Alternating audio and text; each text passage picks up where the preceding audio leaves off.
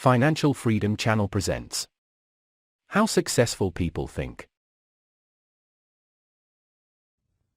I've studied successful people for 40 years, and though the diversity you find among them is astounding, I've found that they are all alike in one way: how they think. That is the one thing that separates successful people from unsuccessful ones. And here's the good news. How successful people think can be learned. If you change your thinking, you can change your life. Why you should change your thinking. It's hard to overstate the value of changing your thinking. Good thinking can do many things for you: generate revenue, solve problems, and create opportunities. It can take you to a whole new level, personally and professionally. It really can change your life. Consider some things you need to know about changing your thinking. 1. Changed thinking is not automatic. Sadly, a change in thinking doesn't happen on its own. Good ideas rarely go out and find someone. If you want to find a good idea, you must search for it. If you want to become a better thinker, you need to work at it. And once you begin to become a better thinker, the good ideas keep coming. In fact, the amount of good thinking you can do at any time depends primarily on the amount of good thinking you are already doing. 2. Changed thinking is difficult. When you hear someone say, "Now this is just off the top of my head," expect dandruff. The only people who believe thinking is easy are those who don't habitually engage in it. Nobel Prize-winning physicist Albert Einstein, one of the best thinkers who ever lived, asserted, "Thinking is hard work. That's why so few do it." Because thinking is so difficult, you want to use anything you can to help you improve the process. 3. Changed thinking is worth the investment. Author Napoleon Hill observed, "More gold has been mined from the thoughts of man than has ever been taken from the earth." When you take the time to learn how to change your thinking and become a better thinker, you are investing in yourself. Gold mines tap out. Stock markets crash. Real estate investments can go sour, but a human mind with the ability to think well is like a diamond mine that never runs out. It's priceless. How to become a better thinker. Do you want to master the process of good thinking? Do you want to be a better thinker tomorrow than you are today? Then you need to engage in an ongoing process that improves your thinking. I recommend you do the following. 1. Expose yourself to good input. Good thinkers always prime the pump of ideas. They always look for things to get the thinking process started, because what you put in always impacts what comes out. Read books, review trade magazines, listen to tapes, and spend time with good thinkers. And when something intrigues you, whether it's someone else's idea or the seed of an idea that you've come up with yourself, keep it in front of you. Put it in writing and keep it somewhere in your favorite thinking place to stimulate your thinking. 2. Expose yourself to good thinkers. Spend time with the right people. As I worked on this section and bounced my ideas off of some key people so that my thoughts would be stretched, I realized something about myself. All of the people in my life whom I consider to be close friends or colleagues are thinkers. Now, I love all people. I try to be kind to everyone I meet, and I desire to add value to as many people as I can through conferences, books, audio lessons, etc. But the people I seek out and choose to spend time with all challenge me with their thinking and their actions. They are constantly trying to grow and learn. That's true of my wife Margaret, my close friends, and the executives who run my companies. Every one of them is a good thinker. The writer of Proverbs observed that sharp people sharpen one another, just as iron sharpens iron. If you want to be a sharp thinker, be around sharp people. 3. Choose to think good thoughts. To become a good thinker, you must become intentional about the thinking process. Regularly put yourself in the right place to think, shape, stretch, and land your thoughts. Make it a priority. Remember, thinking is a discipline. Recently, I had breakfast with Dan Cathy, the president of Chick-fil-A, a fast food chain headquartered in the Atlanta area. I told him that I was working on this book, and I asked him if he made thinking time a high priority. Not only did he say yes, but he told me about what he calls his thinking schedule. It helps him to fight the hectic pace of life that discourages intentional thinking. Dan says he sets aside time just to think for half a day every 2 weeks, for 1 whole day every month, and for 2 or 3 full days every year. Dan explains, "This helps me keep the main thing, since I am so easily distracted." You may want to do something similar, or you can develop a schedule and method of your own. No matter what you choose to do, go to your thinking place, take paper and pen, and make sure you capture your ideas in writing. 4. Act on your good thoughts. Ideas have a short shelf life. You must act on them before the expiration date. World War I flying ace Eddie Rickenbacker said it all when he remarked, "I can give you a 6-word formula for success. Think things through, then follow through." 5. Allow your emotions to create another good thought. To start the thinking process, you cannot rely on your feelings. In Failing Forward, I wrote that you can act your way into feeling long before you can feel your way into action. If you wait until you feel like doing something, you will likely never accomplish it. The same is true for thinking. You cannot wait until you feel like thinking to do it. However, I found that once you engage in the process of good thinking, you can use your emotions to feed the process and create mental momentum. Try it for yourself. After you go through the disciplined process of thinking and enjoy some success, allow yourself to savor the moment and try riding the mental energy of that success. If you're like me, it's likely to spur additional thoughts and productive ideas. 6. Repeat the process. One good thought does not make a good life. The people who have one good thought and try to ride it for an entire career often end up unhappy or destitute. They are the one-hit wonders, the one-book authors, the one-message speakers, the one-time inventors who spend their life struggling to protect or promote their single idea. Success comes to those who have an entire mountain of gold that they continually mine, not those who find one nugget and try to live on it for 50 years. To become someone who can mine a lot of gold, you need to keep repeating the process of good thinking. Putting yourself in the right place to think. Becoming a good thinker isn't overly complicated. It's a discipline. If you do the 6 things I have outlined, you will set yourself up for a lifestyle of better thinking. But what do you do to come up with specific ideas on a day-to-day basis? I want to teach you the process that I've used to discover and develop good thoughts. It's certainly not the only one that works, but it has worked well for me. 1. Find a place to think your thoughts.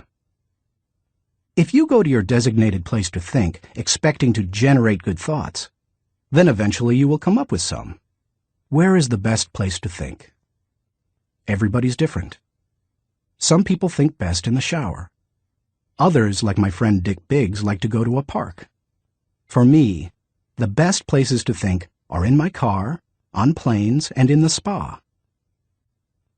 Ideas come to me in other places as well, such as when I'm in bed. I keep a special lighted writing pad on my nightstand for such times. I believe I often get thoughts because I make it a habit to frequently go to my thinking places. If you want to consistently generate ideas, you need to do the same thing. Find a place where you can think and plan to capture your thoughts on paper so that you don't lose them. When I found a place to think my thoughts found a place in me. 2. Find a place to shape your thoughts. Rarely do ideas come fully formed and completely worked out. Most of the time, they need to be shaped until they have substance. As my friend Dan Ryland says, they have to stand the test of clarity and questioning. During the shaping time, you want to hold an idea up to strong scrutiny. Many times a thought that seemed outstanding late at night looks pretty silly in the light of day. Ask questions about your ideas. Fine-tune them. One of the best ways to do that is to put your thoughts in writing. Professor, college president, and U.S. Senator S.I. Hayakawa wrote, "Learning to write is learning to think. You don't know anything clearly unless you can state it in writing." As you shape your thoughts, you find out whether an idea has potential. You learn what you have. You also learn some things about yourself. The shaping time thrills me because it embodies humor. The thoughts that don't work often provide comic relief. Humility. The moments when I connect with God awe me. Excitement. I love to play out an idea mentally. I call it futuring it. Creativity. In these moments, I am unhampered by reality. Fulfillment. God made me for this process. It uses my greatest gifts and gives me joy. Honesty. As I turn over an idea in my mind, I discover my true motives. Passion. When you shape a thought, you find out what you believe and what really counts. Change. Most of the changes I have made in my life resulted from thorough thinking on a subject. You can shape your thoughts almost anywhere. Just find a place that works for you, where you will be able to write things down, focus your attention without interruptions, and ask questions about your ideas. 3. Find a place to stretch your thoughts. If you come upon great thoughts and spend time mentally shaping them, don't think you're done and can stop there. If you do, you will miss some of the most valuable aspects of the thinking process. You miss bringing others in and expanding ideas to their greatest potential. Earlier in my life, I have to admit, I was often guilty of this error. I wanted to take an idea from seed thought to solution before sharing it with anyone, even the people it would most impact. I did this both at work and at home.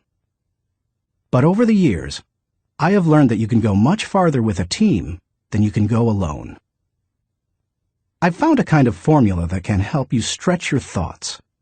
It says, the right thought plus the right people in the right environment at the right time for the right reason equals the right result. This combination is hard to beat. Like every person, every thought has the potential to become something great. When you find a place to stretch your thoughts, you find that potential. 4. Find a place to land your thoughts. Author C.D. Jackson observes that great ideas need landing gear as well as wings. Any idea that remains only an idea doesn't make a great impact. The real power of an idea comes when it goes from abstraction to application. Think about Einstein's theory of relativity. When he published his theories in 1905 and 1916, they were merely profound ideas. Their real power came with the development of the nuclear reactor in 1942 and the nuclear bomb in 1945. When scientists developed and implemented Einstein's ideas, the whole world changed. Likewise, if you want your thoughts to make an impact, You need to land them with others so that they can someday be implemented. As you plan for the application phase of the thinking process, land your ideas first with yourself. Landing an idea with yourself will give you integrity. People will buy into an idea only after they buy into the leader who communicates it. Before teaching any lesson, I ask myself 3 questions. Do I believe it? Do I live it? Do I believe others should live it? If I can't answer yes to all 3 questions, then I haven't landed it. Key players. Let's face it, no idea will fly if the influencers don't embrace it. After all, they are the people who carry thoughts from idea to implementation. Those most affected. Landing thoughts with the people on the firing line will give you great insight. Those closest to changes that occur as a result of a new idea can give you a reality read. And that's important, because sometimes even when you've diligently completed the process of creating a thought, shaping it, and stretching it with other good thinkers, you can still miss the mark. 5. Find a place to fly your thoughts. French philosopher Henri-Louis Bergson, who won the Nobel Prize in Literature in 1927, asserted that a person should think like a man of action, act like a man of thought. What good is thinking if it has no application in real life? Thinking divorced from actions cannot be productive. Learning how to master the process of thinking well leads you to productive thinking. If you can develop the discipline of good thinking and turn it into a lifetime habit, then you will be successful and productive all of your life. Once you've created, shaped, stretched, and landed your thoughts, then flying them can be fun and easy. Portrait of a good thinker. You often hear someone say that a colleague or friend is a good thinker, but that phrase means something different to everyone. To one person, it may mean having a high IQ, while to another, it could mean knowing a bunch of trivia, or being able to figure out whodunit when reading a mystery novel. I believe that good thinking isn't just one thing. It consists of several specific thinking skills. Becoming a good thinker means developing those skills to the best of your ability. It doesn't matter whether you were born rich or poor. It doesn't matter if you have a 3rd-grade education or possess a PhD. It doesn't matter if you suffer from multiple disabilities or you're the picture of health. No matter what your circumstances, you can learn to be a good thinker. All you must do is be willing to engage in the process every day. In Built to Last, Jim Collins and Jerry Porras describe what it means to be a visionary company, the kind of company that epitomizes the pinnacle of American business. They describe those companies this way. A visionary company is like a great work of art. Think of Michelangelo's scenes from Genesis on the ceiling of the Sistine Chapel, or his statue of David.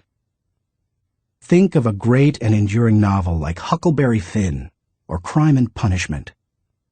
Think of Beethoven's Ninth Symphony or Shakespeare's Henry V. Think of a beautifully designed building like the masterpieces of Frank Lloyd Wright or Ludwig Mies van der Rohe. You can't point to any one single item that makes the whole thing work. It's the entire work, all the pieces working together to create an overall effect that leads to enduring greatness. Good thinking is similar. You need all the thinking pieces to become the kind of person who can achieve great things. Those pieces include the following 11 skills. Seeing the wisdom of big picture thinking. Unleashing the potential of focused thinking. Discovering the joy of creative thinking. Recognizing the importance of realistic thinking. Releasing the power of strategic thinking. Feeling the energy of possibility thinking. Embracing the lessons of reflective thinking. Questioning the acceptance of popular thinking. Encouraging the participation of shared thinking. Experiencing the satisfaction of unselfish thinking. Enjoying the Return of Bottom Line Thinking. As you read the chapters dedicated to each kind of thinking, you will discover that they do not try to tell you what to think. They attempt to teach you how to think. As you become acquainted with each skill, you will find that some you do well, others you don't. Learn to develop each of those kinds of thinking, and you will become a better thinker. Master all that you can, including the process of shared thinking, which helps you compensate for your weak areas, and your life will change. How successful people think. Chapter 1. Cultivate big picture thinking. Where success is concerned, people are not measured in inches or pounds or college degrees or family background. They are measured by the size of their thinking. David Schwartz. Big picture thinking can benefit any person in any profession. When somebody like Jack Welch tells a GE employee that the ongoing relationship with a customer is more important than the sale of an individual product, he's reminding them of the big picture. When two parents are fed up with potty training, poor grades, or fender benders, and one reminds the other that the current difficult time is only a temporary season, then they benefit from thinking big picture. Real estate developer Donald Trump quipped, "You have to think anyway, so why not think big?" Big picture thinking brings wholeness and maturity to a person's thinking.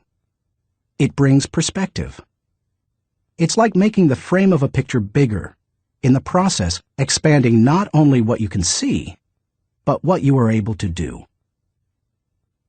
Spend time with big picture thinkers, and you will find that they learn continually. Big picture thinkers are never satisfied with what they already know. They are always visiting new places, reading new books, meeting new people, learning new skills. And because of that practice, they often are able to connect the unconnected. They are lifelong learners. To help me maintain a learner's attitude, I spend a few moments every morning thinking about my learning opportunities for the day. As I review my calendar and to-do list, knowing whom I will meet that day, what I will read, which meetings I will attend, I note where I am most likely to learn something. Then I mentally cue myself to look attentively for something that will improve me in that situation.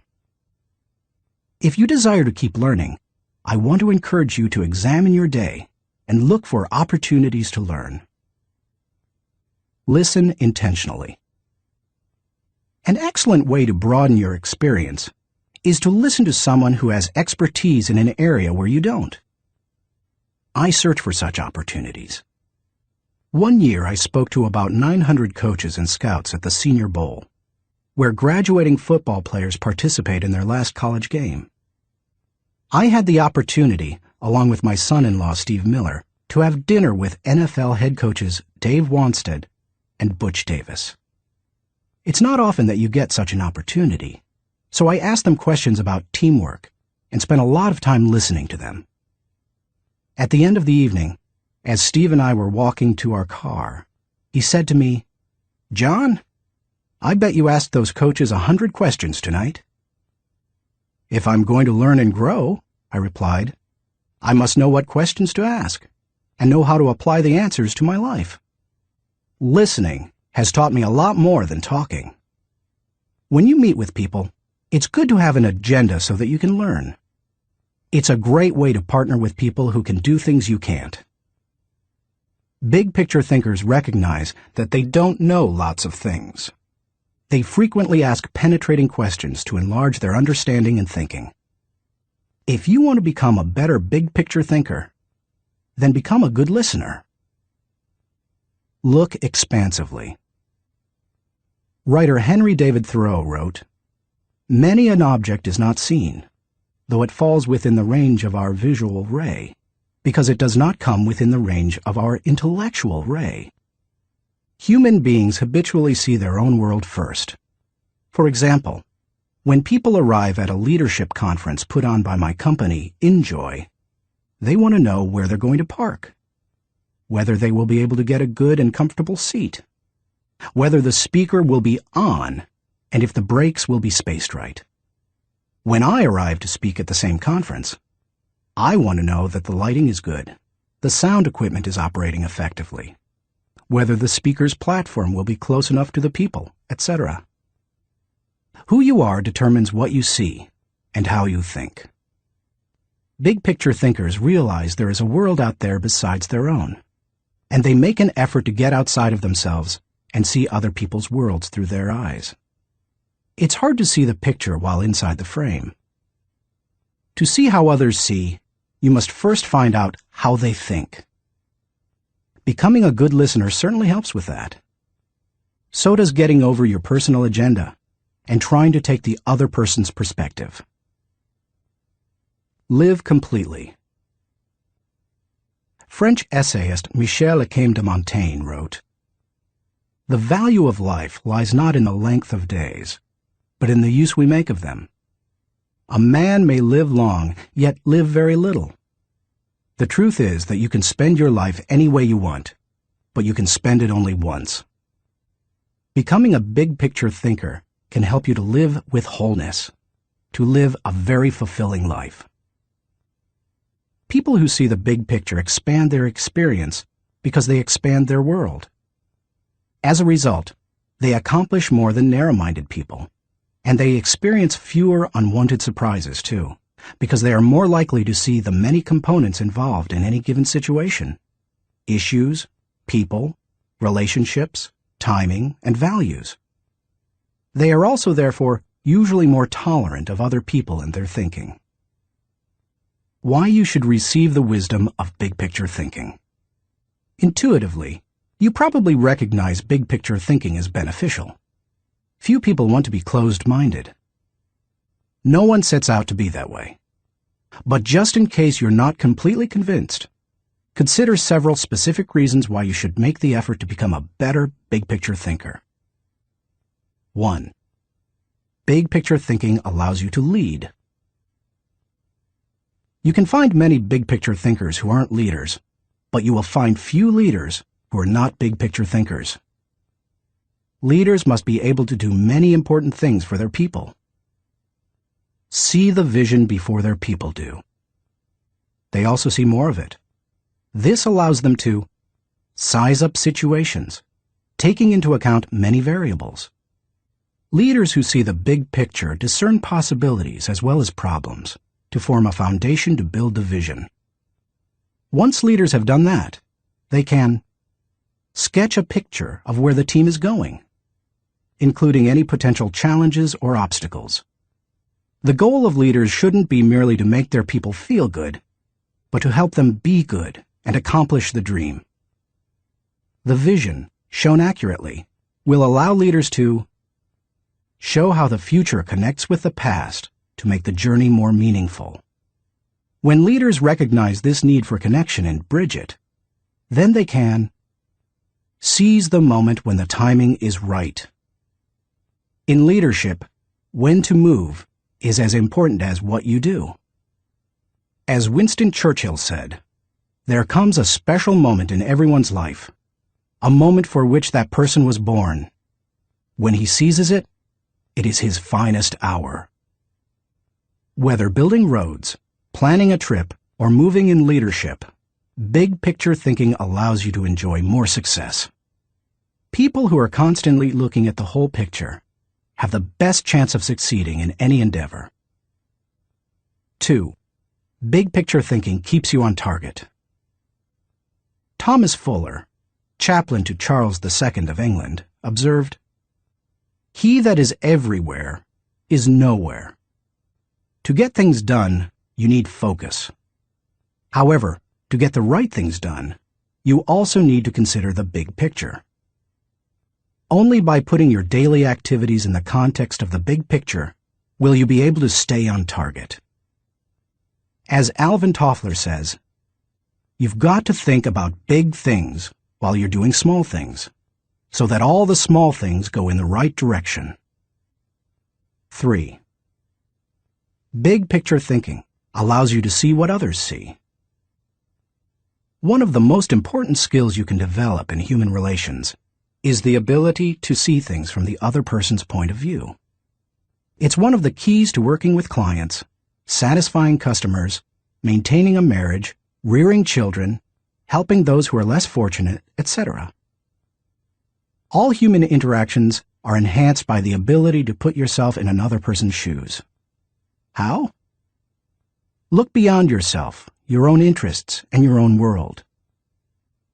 When you work to consider an issue from every possible angle, examine it in the light of another's history, discover the interests and concerns of others, and try to set aside your own agenda, you begin to see what others see. And that is a powerful thing. 4.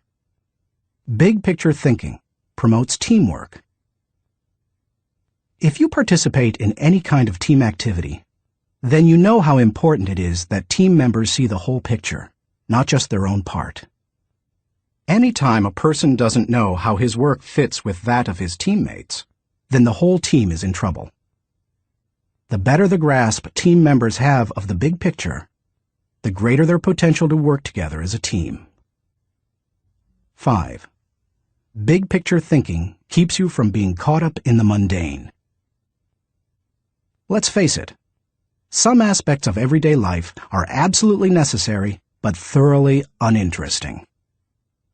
Big picture thinkers don't let the grind get to them because they don't lose sight of the all-important overview. They know that the person who forgets the ultimate is a slave to the immediate. 6. Big picture thinking helps you to chart uncharted territory. Have you ever heard the expression, "We'll cross that bridge when we come to it"? That phrase undoubtedly was coined by someone who had trouble seeing the big picture. The world was built by people who crossed bridges in their minds long before anyone else did. The only way to break new ground or move into uncharted territory is to look beyond the immediate and see the big picture. How to acquire the wisdom of big picture thinking. If you desire to seize new opportunities and open new horizons, then you need to add big picture thinking to your abilities.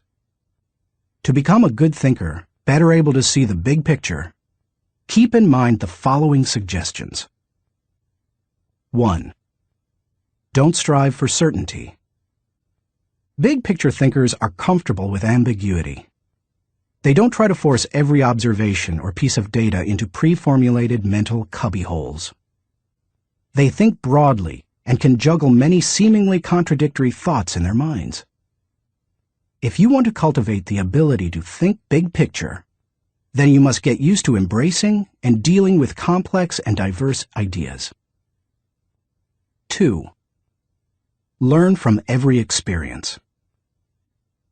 Big picture thinkers broaden their outlook by striving to learn from every experience.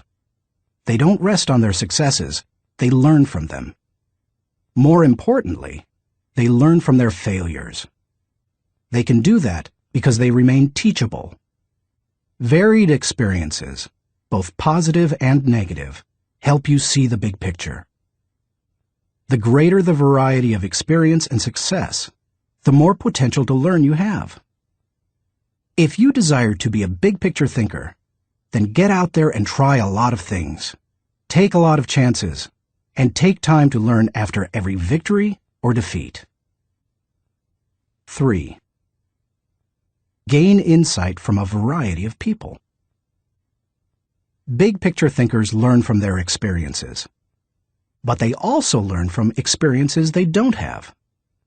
That is, they learn by receiving insight from others, from customers, employees, colleagues, and leaders.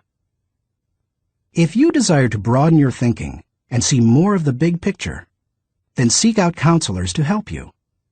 But be wise in whom you ask for advice.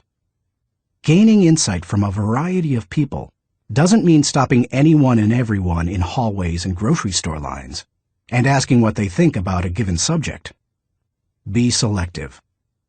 Talk to people who know and care about you, who know their field, and who bring experience deeper and broader than your own. 4. Give yourself permission to expand your world. If you want to be a big-picture thinker, you will have to go against the flow of the world. Society wants to keep people in boxes. Most people are married mentally to the status quo. They want what was, not what can be. They seek safety in simple answers.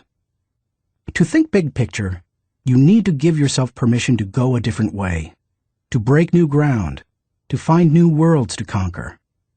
And when your world does get bigger, you need to celebrate. Never forget there is more out there in the world than what you've experienced. Keep learning, keep growing, and keep looking at the big picture. If you desire to be a good thinker, that's what you need to do. Thinking question. Am I thinking beyond myself and my world so that I process ideas with a holistic perspective? Chapter 2. Engage in focused thinking. He did each thing as if he did nothing else. Spoken of novelist Charles Dickens. Philosopher Bertrand Russell once asserted, "To be able to concentrate for a considerable time is essential to difficult achievement."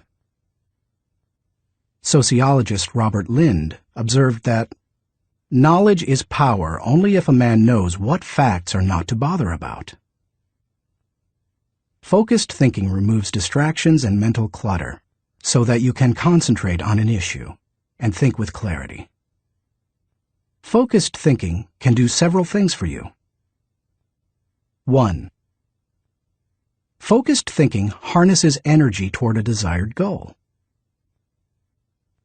Focus can bring energy and power to almost anything, whether physical or mental.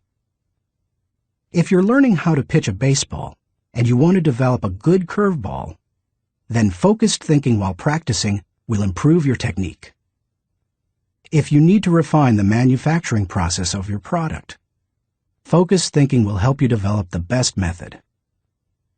If you want to solve a difficult mathematics problem, focused thinking helps you break through to the solution. The greater the difficulty of a problem or issue, the more focused thinking time is necessary to solve it. 2. Focused thinking gives ideas time to develop. I love to discover and develop ideas. I often bring my creative team together for brainstorming and creative thinking. When we first get together, we try to be exhaustive in our thinking in order to generate as many ideas as possible.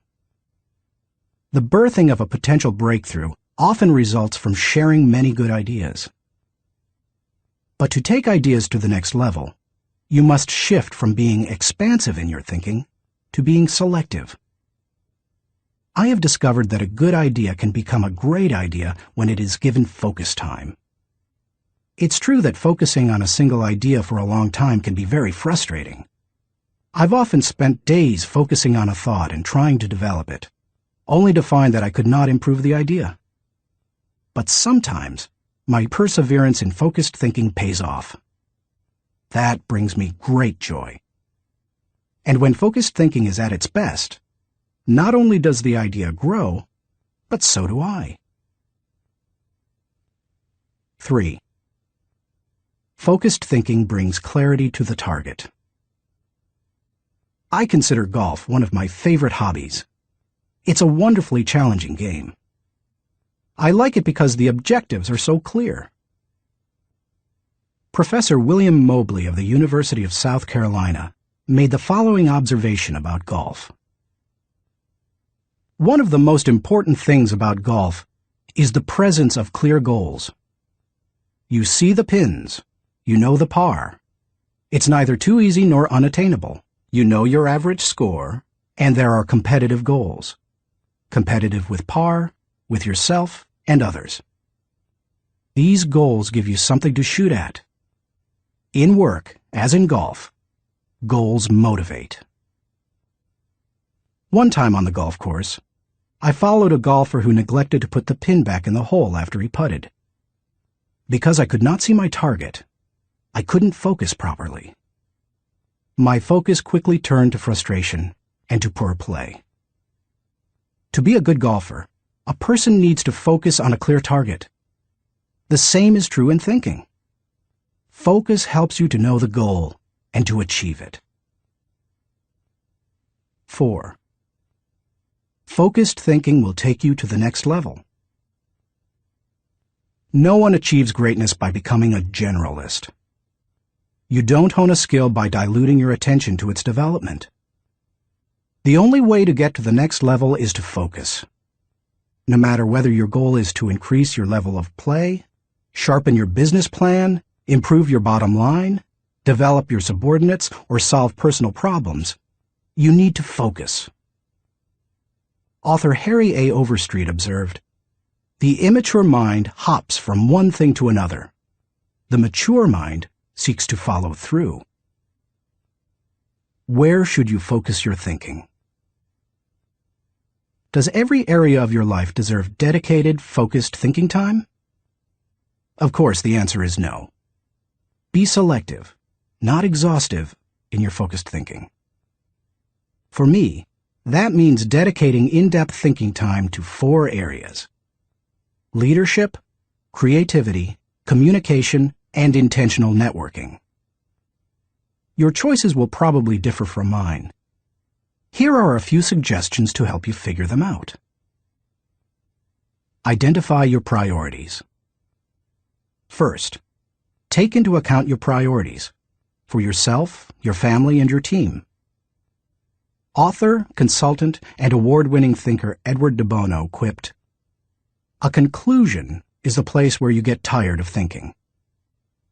Unfortunately, many people land on priorities based on where they run out of steam. You certainly don't want to do that. Nor do you want to let others set your agenda. There are many ways to determine priorities. If you know yourself well, begin by focusing on your strengths, the things that make best use of your skills and God-given talents. You might also focus on what brings the highest return and reward. Do what you enjoy most and do best. You could use the 80-20 rule. Give 80% of your effort to the top 20%, most important, activities. Another way is to focus on exceptional opportunities that promise a huge return. It comes down to this. Give your attention to the areas that bear fruit. Discover your gifts. Not all people are self-aware and have a good handle on their own skills, gifts, and talents. They are a little like the comic strip character Charlie Brown. One day after striking out in a baseball game, he says, "Rats! I'll never be a big league player. I just don't have it. All my life I've dreamed of playing in the big leagues, but I'll never make it." To which Lucy replies, "Charlie Brown, you're thinking too far ahead. What you need to do is set more immediate goals for yourself." For a moment, Charlie Brown sees a ray of hope. "Immediate goals?" he says. "Yes," answers Lucy. "Start with the next inning. When you go out to pitch, see if you can walk out to the mound without falling down." I've met many individuals who grew up in a household full of Lucys. They received little encouragement or affirmation, and as a result, seem at a loss for direction. If you have that kind of background, you need to work extra hard to figure out what your gifts are. Take a personality profile such as DISC or Myers-Briggs. Interview positive friends and family members to see where they think you shine. Spend some time reflecting on past successes. If you're going to focus your thinking in your areas of strength, you need to know what they are. Develop your dream. If you want to achieve great things, you need to have a great dream. If you're not sure of your dream, use your focused thinking time to help you discover it. If your thinking has returned to a particular area time after time, you may be able to discover your dream there. Give it more focused time and see what happens. Once you find your dream, move forward without second-guessing. Take the advice of Satchel Paige. Don't look back. Something might be gaining on you. The younger you are, the more likely you will give your attention to many things. That's good, because if you're young, you're still getting to know yourself, your strengths and weaknesses. If you focus your thinking on only one thing and your aspirations change, then you've wasted your best mental energy. As you get older and more experienced, the need to focus becomes more critical. The farther and higher you go, the more focused you can be, and need to be. How can you stay focused? Once you have a handle on what you should think about, you must decide how to better focus on it. Here are 5 suggestions to help you with the process. 1. Remove distractions. Removing distractions is no small matter in our current culture, but it's critical. How do you do it?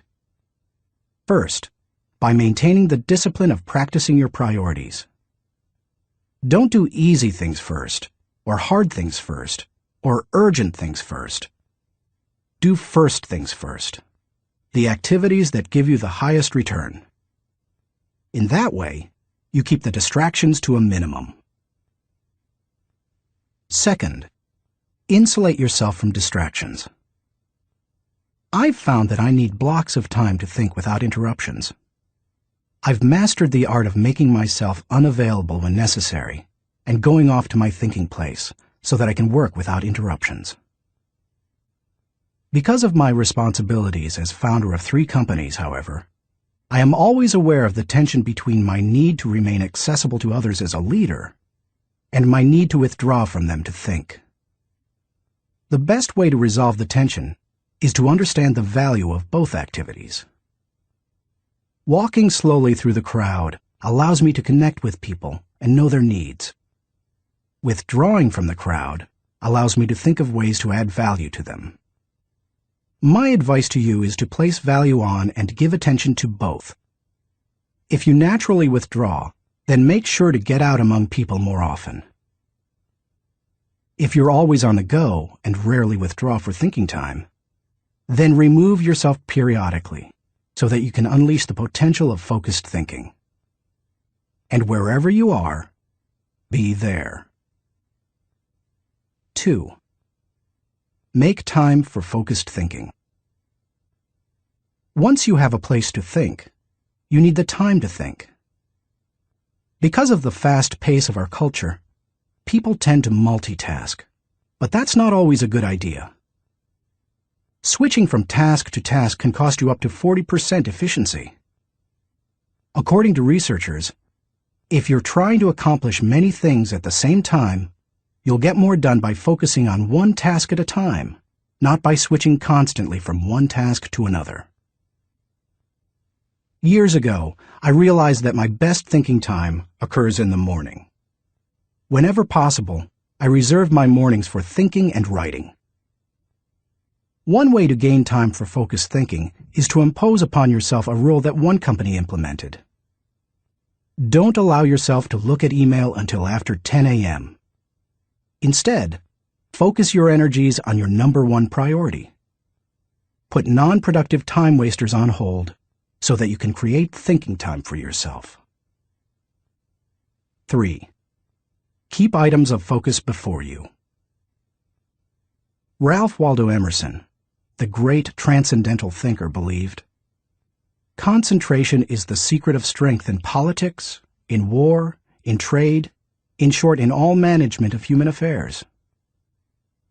To help me concentrate on the things that matter, I work to keep important items before me. One way is to ask my assistant, Linda Eggers, to keep bringing it up, asking me about it, giving me additional information in reference to it. I'll also keep a file or page on my desk so that I see it every day as I work. That strategy has successfully helped me for 30 years to stimulate and sharpen ideas. If you've never done it, I recommend that you try it. I'll tell you more about it in the section on reflective thinking. 4. Set goals. I believe goals are important. The mind will not focus until it has clear objectives. But the purpose of goals is to focus your attention and give you direction, not to identify a final destination. As you think about your goals, note that they should be clear enough to be kept in focus, close enough to be achieved, helpful enough to change lives. Those guidelines will get you going. And be sure to write down your goals. If they're not written, I can almost guarantee that they're not focused enough. And if you really want to make sure they're focused, take the advice of David Belasco, who says, "If you can't write your idea on the back of my business card, you don't have a clear idea." Even if you look back years from now and think your goals were too small, they will have served their purpose if they provide you with direction. 5. Question your progress. Take a good look at yourself from time to see whether you are actually making progress. That is the most accurate measure of whether you are making the best use of focused thinking. Ask yourself, am I seeing a return for my investment of focused thinking time? Is what I am doing getting me closer to my goals? Am I headed in a direction that helps me to fulfill my commitments, maintain my priorities, and realize my dreams? What are you giving up to go up? No one can go to the highest level and remain a generalist. My dad used to say, "Find the one thing you do well and don't do anything else." I've found that to do well at a few things, I've had to give up many things. As I worked on this chapter, I spent some time reflecting on the kinds of things I've given up. Here are the main ones. I can't know everyone. I love people, and I'm outgoing. Put me into a room full of people and I feel energized. So it goes against my grain to restrict myself from spending time with lots of people. To compensate for that, I've done a couple of things. First, I've chosen a strong inner circle of people.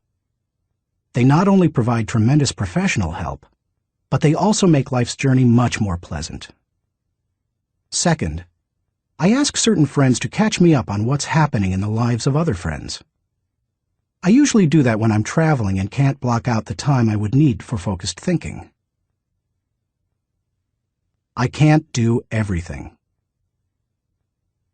There are only a few exceptional opportunities in any person's lifetime. That's why I strive for excellence in a few things, rather than a good performance in many. That's cost me. Because of my workload, I also have to skip doing many things that I would love to do. For example, every week I hand off projects that I think would be fun to do myself. I practice the 10-80-10 principle with the people to whom I'm delegating a task. I help with the first 10% by casting vision, laying down parameters, providing resources, and giving encouragement.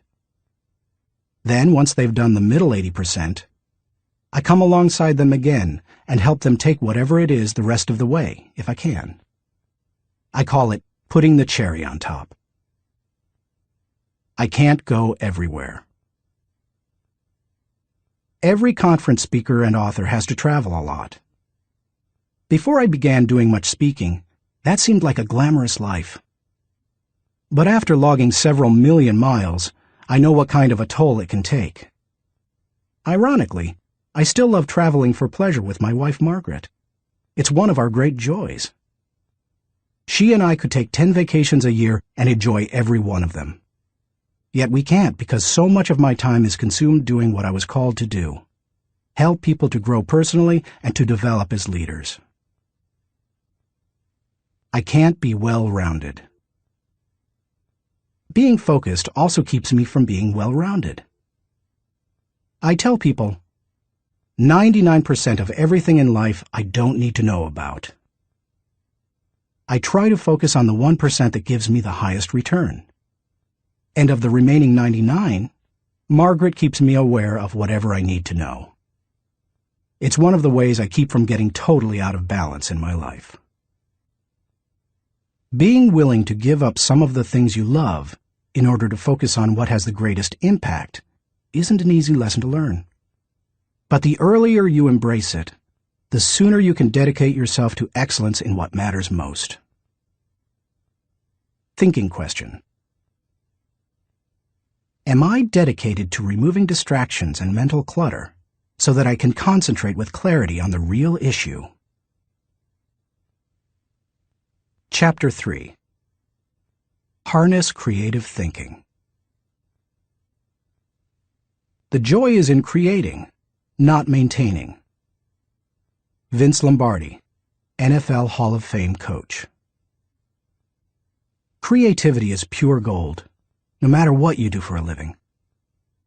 Annette Moser-Wellman, author of The 5 Faces of Genius, asserts, "The most valuable resource you bring to your work and to your firm is your creativity. More than what you get done, more than the role you play, more than your title, more than your output, it's your ideas that matter." Despite the importance of a person's ability to think with creativity, few people seem to possess the skill in abundance. If you're not as creative as you would like to be, you can change your way of thinking. Creative thinking isn't necessarily original thinking. In fact, I think people mythologize original thought. Most often, creative thinking is a composite of other thoughts discovered along the way. Even the great artists, whom we consider highly original, learned from their masters, modeled their work on that of others, and brought together a host of ideas and styles to create their own work. Study art, and you will see threads that run through the work of all artists and artistic movements, connecting them to other artists who went before them. Characteristics of creative thinkers. Perhaps you're not even sure what I mean when I ask whether you are a creative thinker. Consider some characteristics that creative thinkers have in common. Creative thinkers value ideas. Annette Moser-Wellman observes, "Highly creative people are dedicated to ideas. They don't rely on their talent alone. They rely on their discipline. Their imagination is like a second skin. They know how to manipulate it to its fullest." Creativity is about having ideas, lots of them. You will have ideas only if you value ideas. Creative thinkers explore options. I've yet to meet a creative thinker who didn't love options. Exploring a multitude of possibilities helps to stimulate the imagination, and imagination is crucial to creativity. As Albert Einstein put it, imagination is more important than knowledge. People who know me well will tell you that I place a very high value on options. Why? Because they provide the key to finding the best answer, not the only answer. Good thinkers come up with the best answers. They create backup plans that provide them with alternatives. They enjoy freedom that others do not possess, and they will influence and lead others. Creative thinkers embrace ambiguity. Writer H. L. Mencken said, "It is the dull man who is always sure, and the sure man who is always dull." Creative people don't feel the need to stamp out uncertainty. They see all kinds of inconsistencies and gaps in life, and they often take delight in exploring those gaps, or in using their imagination to fill them in. Creative thinkers celebrate the offbeat. Creativity, by its very nature, often explores off the beaten path and goes against the grain. Diplomat and longtime president of Yale University, Kingman Brewster, said, "There is a correlation between the creative and the screwball, so we must suffer the screwball gladly." To foster creativity in yourself or others, be willing to tolerate a little oddness.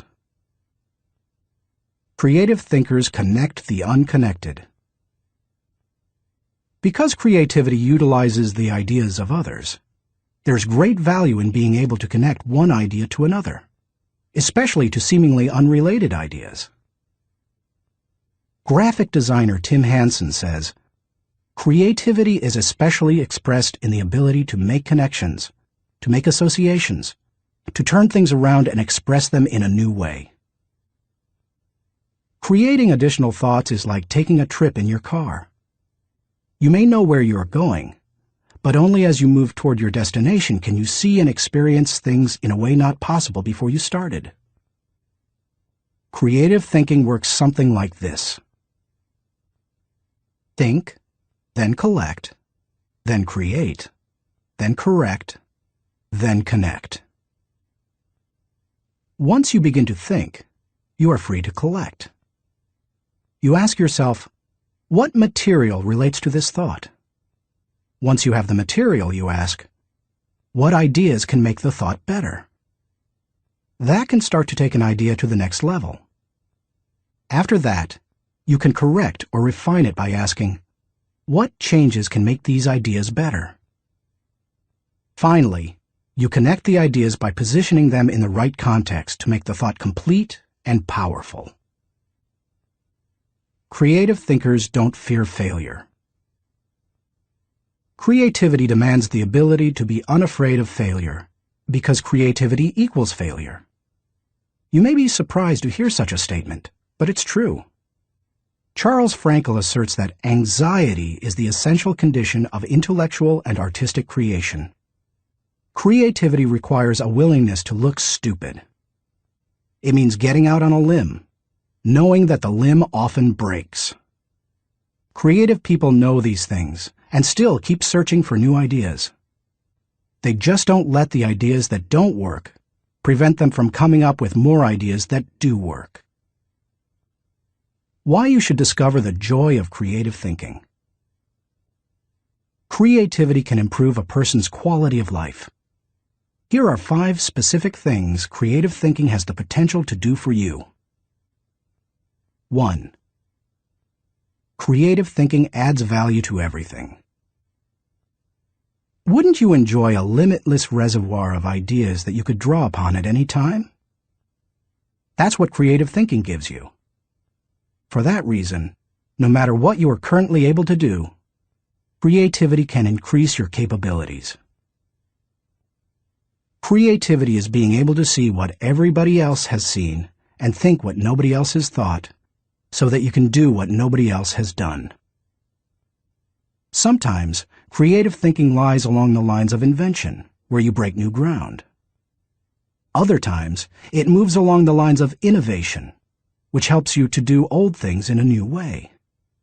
But either way, it's seeing the world through sufficiently new eyes so that new solutions appear. That always adds value. 2. Creative thinking compounds. Over the years, I've found that creative thinking is hard work, but creative thinking compounds given enough time and focus. Perhaps more than any other kind of thinking, creative thinking builds on itself and increases the creativity of the thinker. Poet Maya Angelou observed, "You can't use up creativity. The more you use, the more you have." Sadly, too often creativity is smothered rather than nurtured. There has to be a climate in which new ways of thinking, perceiving, questioning are encouraged. If you cultivate creative thinking in an environment that nurtures creativity, there's no telling what kind of ideas you can come up with. I'll talk more on that later. 3. Creative thinking draws people to you and your ideas.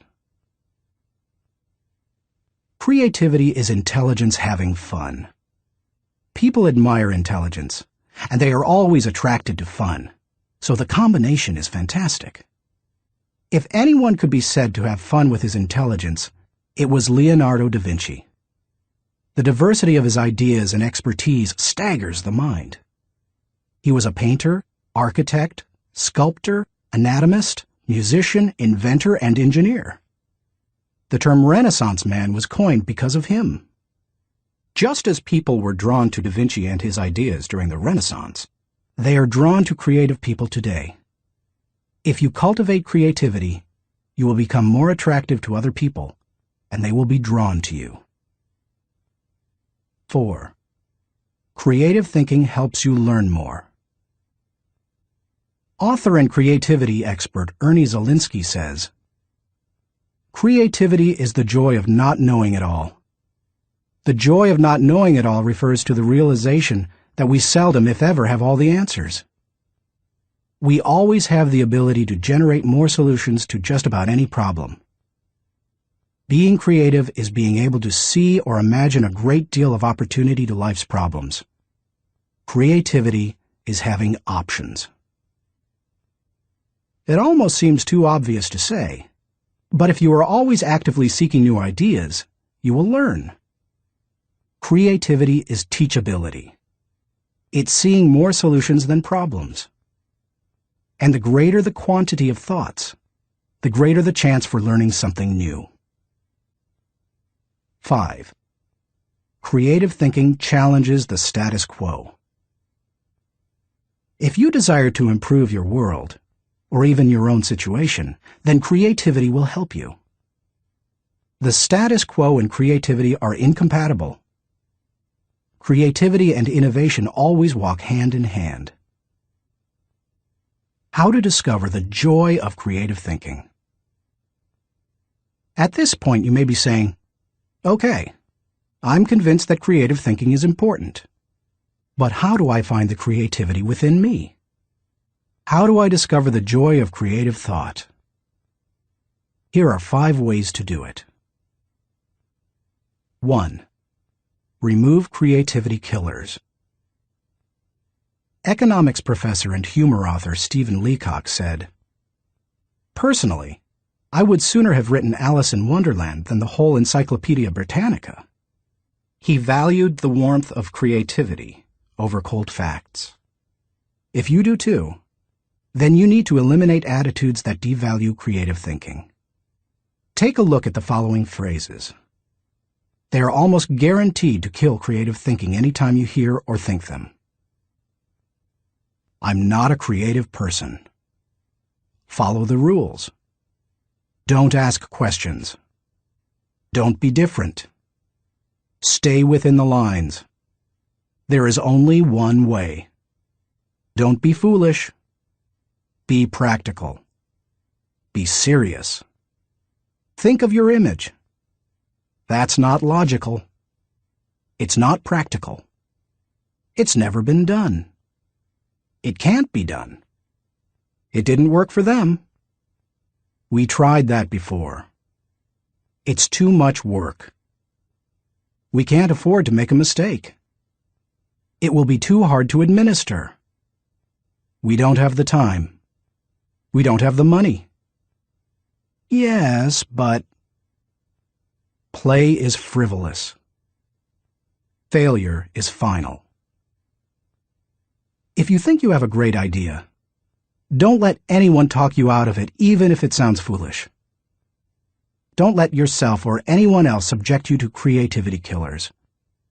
After all, you can't do something new and exciting if you force yourself to stay in the same old rut. Don't just work harder at the same old thing. Make a change. 2. Think creatively by asking the right questions. Creativity is largely a matter of asking the right questions. Management trainer Sir Anthony Jay said, "The uncreative mind can spot wrong answers, but it takes a creative mind to spot wrong questions." Wrong questions shut down the process of creative thinking. They direct thinkers down the same old path, or they chide them into believing that thinking isn't necessary at all. To stimulate creative thinking, ask yourself questions such as, why must it be done this way? What is the root problem? What are the underlying issues? What does this remind me of? What is the opposite? What metaphor or symbol helps to explain it? Why is it important? What's the hardest or most expensive way to do it? Who has a different perspective on this? What happens if we don't do it at all? You get the idea. and you can probably come up with better questions yourself. Physicist Tom Hirschfeld observed, "If you don't ask, 'Why this?' often enough, somebody will ask, 'Why you?' If you want to think creatively, you must ask good questions. You must challenge the process." 3. Develop a creative environment. Charlie Brower said, "A new idea is delicate.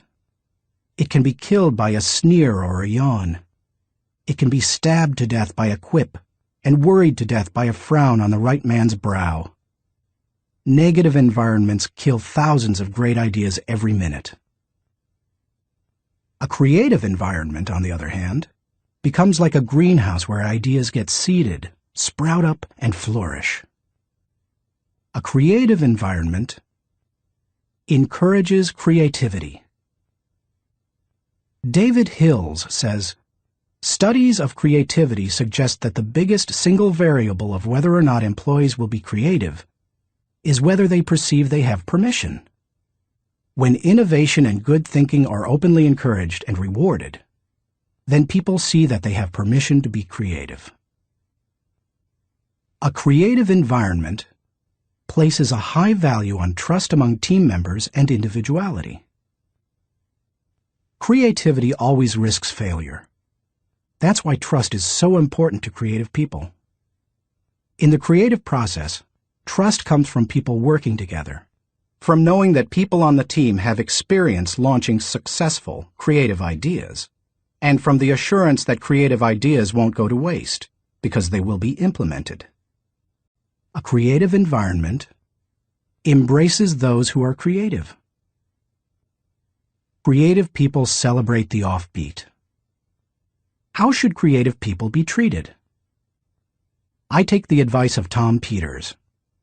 Weed out the dullards, nurture the nuts. I do that by spending time with them, which I enjoy anyway. I especially like to pull people into brainstorming sessions. People look forward to an invitation to such meetings because the time will be filled with energy, ideas, and laughter. And the odds are high that a new project, seminar, or business strategy will result.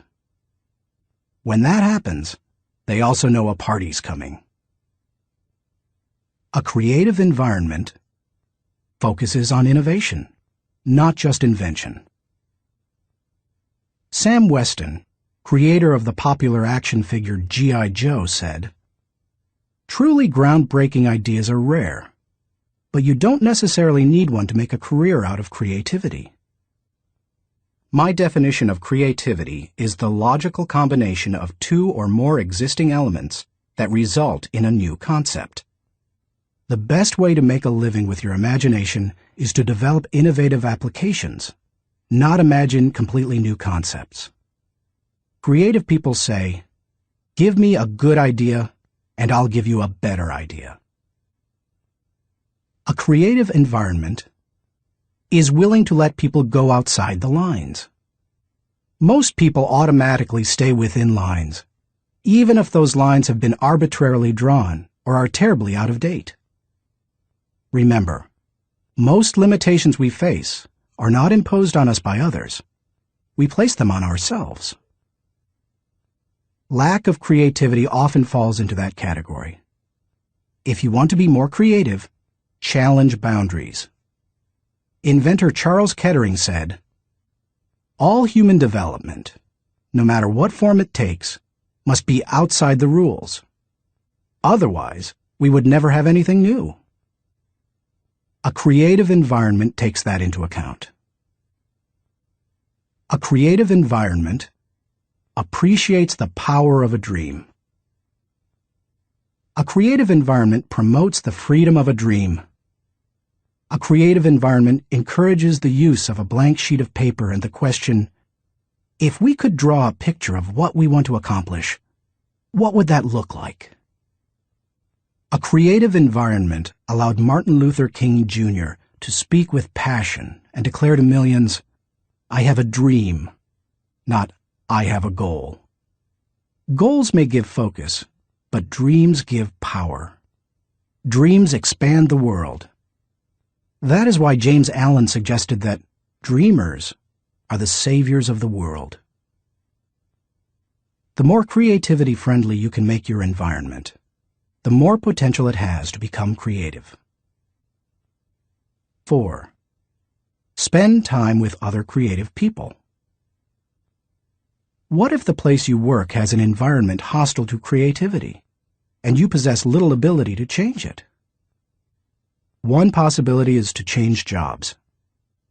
But what if you desire to keep working there despite the negative environment? Your best option is to find a way to spend time with other creative people.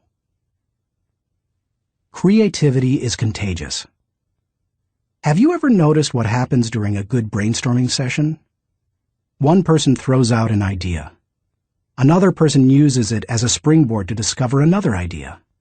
Someone else takes it in yet another, even better direction. Then somebody grabs hold of it and takes it to a whole new level. The interplay of ideas can be electric. I have a strong group of creative individuals in my life. I make sure to spend regular time with them. When I leave them, I always feel energized. I'm full of ideas, and I see things differently. They truly are indispensable to my life. It's a fact that you begin to think like the people you spend a lot of time with. The more time you can spend with creative people, engaging in creative activities, the more creative you will become. 5. Get out of your box. Actress Katharine Hepburn remarked, "If you obey all the rules, you will miss all the fun." While I don't think it's necessary to break all the rules, many are in place to protect us, I do think it's unwise to allow self-imposed limitations to hinder us. Creative thinkers know that they must repeatedly break out of the box of their own history and personal limitations in order to experience creative breakthroughs. The most effective way to help yourself get out of the box is to expose yourself to new paradigms. One way you can do that is by traveling to new places. Explore other cultures, countries, and traditions. Find out how people very different from you live and think. Another is to read on new subjects. I'm naturally curious and love to learn, but I still have a tendency to read books only on my favorite subjects, such as leadership. I sometimes have to force myself to read books that broaden my thinking, because I know it's worth it. If you want to break out of your own box, get into somebody else's. Read broadly. Many people mistakenly believe that if individuals aren't born with creativity, they will never be creative. But you can see from the many strategies and examples I've given that creativity can be cultivated in the right supportive environment. Thinking question. Am I working to break out of my box of limitations so that I explore ideas and options to experience creative breakthroughs? Chapter 4. Employ realistic thinking. The first responsibility of a leader is to define reality. Max Dupree, Chairman of the Board of Herman Miller Incorporated. As anyone knows who's been out of school for a few years, there's usually a huge gap between a college education and the reality of the working world. Honestly, early in my career, I went out of my way to avoid too much realistic thinking because I thought it would interfere with my creative thinking. But as I've grown, I've come to realize that realistic thinking adds to my life. Reality check. Reality is the difference between what we wish and what is. It took some time for me to evolve into a realistic thinker. The process went in phases. First, I did not engage in realistic thinking at all. After a while, I realized that it was necessary, so I began to engage in it occasionally. But I didn't like it, because I thought it was too negative. And any time I could delegate it, I did. Eventually, I found that I had to engage in realistic thinking if I was going to solve problems and learn from my mistakes. And in time, I became willing to think realistically before I got in trouble and make it a continual part of my life. Today, I encourage my key leaders to think realistically. We make realistic thinking the foundation of our business because we derive certainty and security from it. Why you should recognize the importance of realistic thinking. If you're a naturally optimistic person as I am, you may not possess great desire to become a more realistic thinker. But cultivating the ability to be realistic in your thinking will not undermine your faith in people, nor will it lessen your ability to see and seize opportunities. Instead, it will add value to you in other ways. 1. Realistic thinking minimizes downside risk. Actions always have consequences. Realistic thinking helps you to determine what those consequences could be.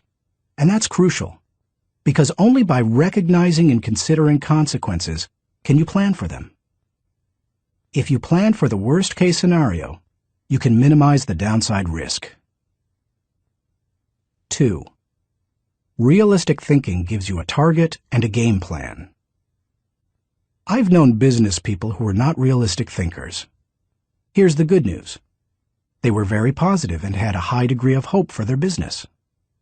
Here's the bad news. Hope is not a strategy. Realistic thinking leads to excellence in leadership and management because it requires people to face reality. They begin to define their target and develop a game plan to hit it. When people engage in realistic thinking, they also begin to simplify practices and procedures, which results in better efficiency. Truthfully, in business, only a few decisions are important. Realistic thinkers understand the difference between the important decisions and those that are merely necessary in the normal course of business. The decisions that matter relate directly to your purpose. James Allen was right when he wrote, "Until thought is linked with purpose, there is no intelligent accomplishment." 3. Realistic thinking is a catalyst for change. People who rely on hope for their success rarely make change a high priority. If you have only hope, you imply that achievement and success are out of your hands. It's a matter of luck or chance. Why bother changing? Realistic thinking can dispel that kind of wrong attitude. There's nothing like staring reality in the face to make a person recognize the need for change. Change alone doesn't bring growth, but you cannot have growth without change. 4. Realistic thinking provides security. Anytime you have thought through the worst that can happen, and you have developed contingency plans to meet it, you become more confident and secure. It's reassuring to know that you are unlikely to be surprised. Disappointment is the difference between expectations and reality. Realistic thinking minimizes the difference between the two. 5.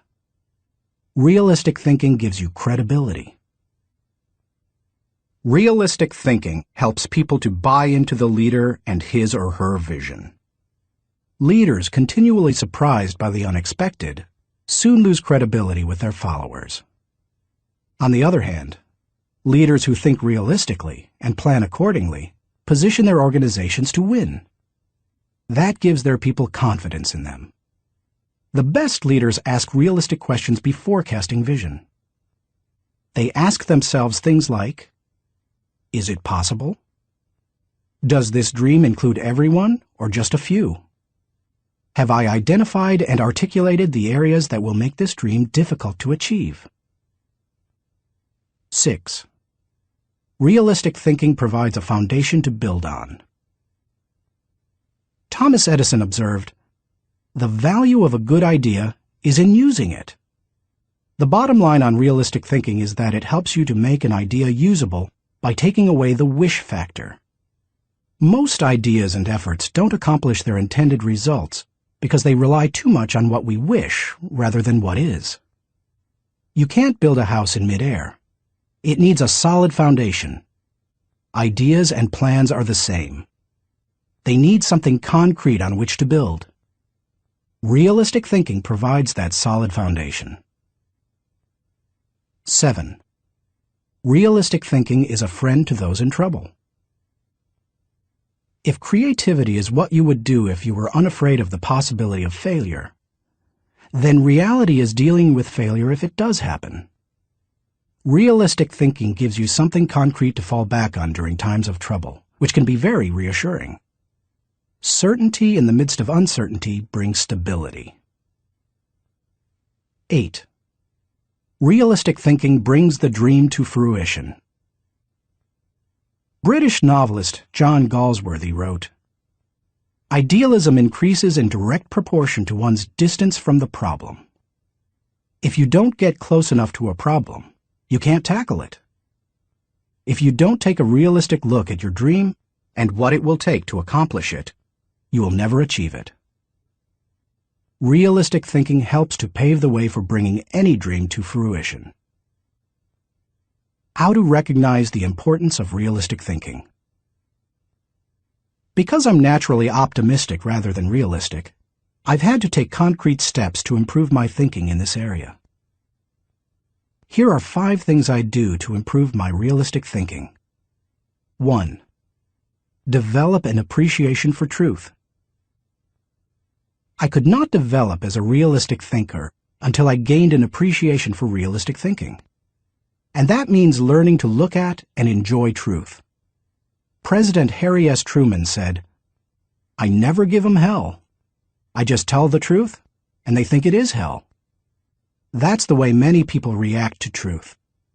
People tend to exaggerate their success and minimize their failures or deficiencies. They live according to Ruckert's law, believing there is nothing so small that it can't be blown out of proportion. Unfortunately, many people today could be described by a quote from Winston Churchill. "Men occasionally stumble over the truth, but most pick themselves up and hurry off as if nothing has happened." More recently, television journalist Ted Koppel observed, "Our society finds truth too strong a medicine to digest undiluted. In its purest form, truth is not a polite tap on the shoulder. It is a howling reproach." In other words, the truth will set you free, but first, it will make you angry. If you want to become a realistic thinker, however, you need to get comfortable dealing with the truth and face up to it. 2. Do your homework. The process of realistic thinking begins with doing your homework. You must first get the facts. Former governor, congressman, and ambassador Chester Bowles said, "When you approach a problem, strip yourself of preconceived opinions and prejudice. Assemble and learn the facts of the situation. Make the decision which seems to you to be the most honest, and then stick to it. It doesn't matter how sound your thinking is if it's based on faulty data or assumptions. You can't think well in the absence of facts, or in the presence of poor information. You can also find out what others have done in similar circumstances. Remember, your thinking doesn't necessarily have to be original. It just has to be solid. Why not learn all you can from good thinkers who have faced similar situations in the past? Some of my best thinking has been done by others. 3. Think through the pros and cons. There's nothing like taking the time to really examine the pros and cons of an issue to give you a strong dose of reality. It rarely comes down to simply choosing the course of action with the greatest number of pros, because all pros and cons do not carry equal weight. But that's not the value of the exercise anyway. Rather, it helps you to dig into the facts, examine an issue from many angles, and really count the cost of a possible course of action. 4. Picture the worst-case scenario. The essence of realistic thinking is discovering, picturing, and examining the worst-case scenario. Ask yourself questions such as, what if sales fall short of projections? What if revenue hits rock bottom? Not an optimist's rock bottom, but real rock bottom. What if we don't win the account? What if the client doesn't pay us? What if we have to do the job shorthanded? What if our best player gets sick? What if all the colleges reject my application? What if the market goes belly up? What if the volunteers quit? What if nobody shows up? You get the idea. The point is that you need to think about worst-case possibilities, whether you are running a business, leading a department, pastoring a church, coaching a team, or planning your personal finances. Your goal isn't to be negative or to expect the worst, just to be ready for it in case it happens. That way, you give yourself the best chance for a positive result, no matter what. If you picture the worst case and examine it honestly, then you really have experienced a reality check. You're ready for anything. As you do that, take the advice of Charles Hole, who advised, "Deliberate with caution, but act with decision, and yield with graciousness, or oppose with firmness." 5. Align your thinking with your resources.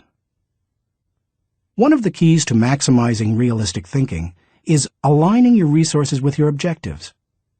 Looking at pros and cons and examining worst-case scenarios will make you aware of any gaps between what you desire and what really is. Once you know what those gaps are, you can use your resources to fill them. After all, that's what resources are for. Super Bowl, Superdome, Super Security. Our country received lessons in realistic thinking following the tragedy of September 11, 2001. The destruction of the World Trade Center buildings in New York City far surpassed any worst-case scenarios that anyone might have envisioned. In the wake of that event, we now find that we don't have the luxury of avoiding or neglecting realistic thinking. I was reminded of that on Sunday, February 3, 2002, when I attended the Super Bowl in New Orleans, Louisiana. I had been to the big game twice before to root for the home team, first San Diego and later Atlanta, and had seen both teams lose. But I had never been to a game like this. The occasion had been designated a national security special event. That meant that the U.S. Secret Service would be overseeing it. Military personnel would work with local law enforcement, and security would be of the highest caliber. The Secret Service brought in several hundred agents and secured the area. In preparation for the game, access to the Superdome was highly restricted, with intensified screening. Officials blocked off roads, closed the nearby interstate, and designated the area a no-fly zone. We arrived early at the Dome. Officials suggested fans arrive up to 5 hours ahead of game time, and we immediately saw evidence of the precautionary measures. 8-foot fences surrounded the whole area, and concrete barriers prevented unauthorized vehicles from getting close to the building. We could see sharpshooters positioned at various locations, including on the roof of some adjacent buildings. When we reached a gate, police officers and security personnel patted us down and examined everyone's belongings. After that, they directed us to go through metal detectors. Only then did they allow us into the stadium. That's all well and good, you may be saying, but what would have happened had there been a terrorist attack? The Secret Service had that covered too, because they had prepared for the worst-case scenario. Evacuation plans had been put into place, and personnel at the Superdome had been drilled to make sure everyone knew what to do in case of an emergency. New Orleans Mayor Mark Morial said the day before the Super Bowl, "We want to send a message to all visitors that New Orleans is going to be the safest place in America." We got the message. We didn't feel the least bit worried. That's what happens when leaders recognize the importance of realistic thinking. Thinking question. Am I building a solid mental foundation on facts so that I can think with certainty? Chapter 5. Utilize strategic thinking. Most people spend more time planning their summer vacation than planning their lives. Source unknown. When you hear the words strategic thinking, what comes to mind? Do visions of business plans dance in your head? Do you conjure up marketing plans, the kind that can turn a company around? Perhaps you contemplate global politics, or you recall some of history's greatest military campaigns. Hannibal crossing the Alps to surprise the Roman army, Charlemagne's conquest of Western Europe, or the Allies' D-Day invasion of Normandy.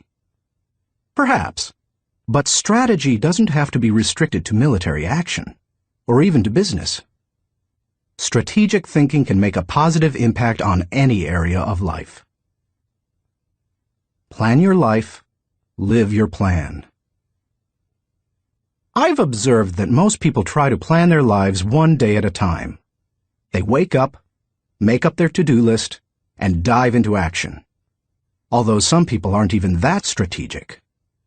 Fewer individuals plan their lives 1 week at a time. They review their calendar for the week, check their appointments, review their goals, and then get to work. They generally outachieve most of their daily planning colleagues. I try to take planning one step further. At the beginning of every month, I spend half a day working on my calendar for the next 40 days. 40 days works for me rather than just 30. That way, I get a jump on the next month and don't get surprised. I begin by reviewing my travel schedule and planning activities with my family.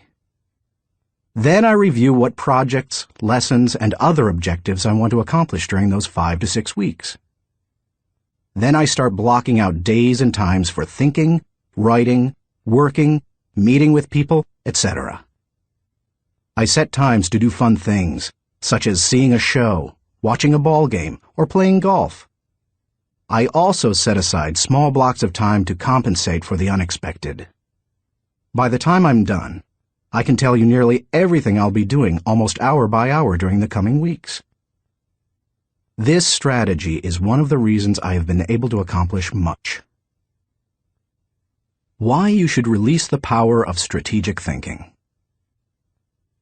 Strategic thinking helps me to plan, to become more efficient, to maximize my strengths, and to find the most direct path toward achieving any objective. The benefits of strategic thinking are numerous. Here are a few of the reasons you should adopt it as one of your thinking tools. 1. Strategic thinking simplifies the difficult. Strategic thinking is really nothing more than planning on steroids. Spanish novelist Miguel de Cervantes said, "The man who is prepared has his battle half fought." Strategic thinking takes complex issues and long-term objectives, which can be very difficult to address, and breaks them down into manageable sizes. Anything becomes simpler when it has a plan. Strategic thinking can also help you simplify the management of everyday life. I do that by using systems, which are nothing more than good strategies repeated. I am well known among pastors and other speakers for my filing system. Writing a lesson or speech can be difficult, but because I use my system to file quotes, stories, and articles, when I need something to flesh out or illustrate a point, I simply go to one of my 1,200 files and find a good piece of material that works. Just about any difficult task can be made simpler with strategic thinking. 2. Strategic thinking prompts you to ask the right questions. Do you want to break down complex or difficult issues? Then ask questions. Strategic thinking forces you through this process. Take a look at the following questions developed by my friend Bob Beal, the author of Master Planning. Direction. What should we do next? Why? Organization. Who is responsible for what? Who is responsible for whom? Do we have the right people in the right places? cash. What is our projected income, expense, net? Can we afford it? How can we afford it? Tracking. Are we on target? Overall evaluation. Are we achieving the quality we expect and demand of ourselves? Refinement. How can we be more effective and more efficient, move toward the ideal? These may not be the only questions you need to ask to begin formulating a strategic plan, but they are certainly a good start. 3. Strategic thinking prompts customization. General George S. Patton observed, "Successful generals make plans to fit circumstances, but do not try to create circumstances to fit plans." All good strategic thinkers are precise in their thinking. They try to match the strategy to the problem, because strategy isn't a one-size-fits-all proposition. Sloppy or generalized thinking is an enemy of achievement. The intention to customize in strategic thinking forces a person to go beyond vague ideas and engage in specific ways to go after a task or problem. It sharpens the mind. 4. Strategic thinking prepares you today for an uncertain tomorrow. Strategic thinking is the bridge that links where you are to where you want to be. It gives direction and credibility today and increases your potential for success tomorrow. It is, as Mary Webb suggests, like saddling your dreams before you ride them. 5. Strategic thinking reduces the margin of error. Anytime you shoot from the hip or go into a totally reactive mode, you increase your margin for error. It's like a golfer stepping up to a golf ball and hitting it before lining up the shot. Misaligning a shot by just a few degrees can send the ball 100 yards off target. Strategic thinking, however, greatly reduces that margin for error. It lines up your actions with your objectives, just as lining up a shot in golf helps you to put the ball closer to the pin. The better aligned you are with your target, the better the odds that you will be going in the right direction. 6. Strategic thinking gives you influence with others. One executive confided in another, "Our company has a short-range plan and a long-range plan. Our short-range plan is to stay afloat long enough to make it to our long-range plan." That's hardly a strategy, yet that's the position where some business leaders put themselves. There's more than one problem with neglecting strategic thinking in that way.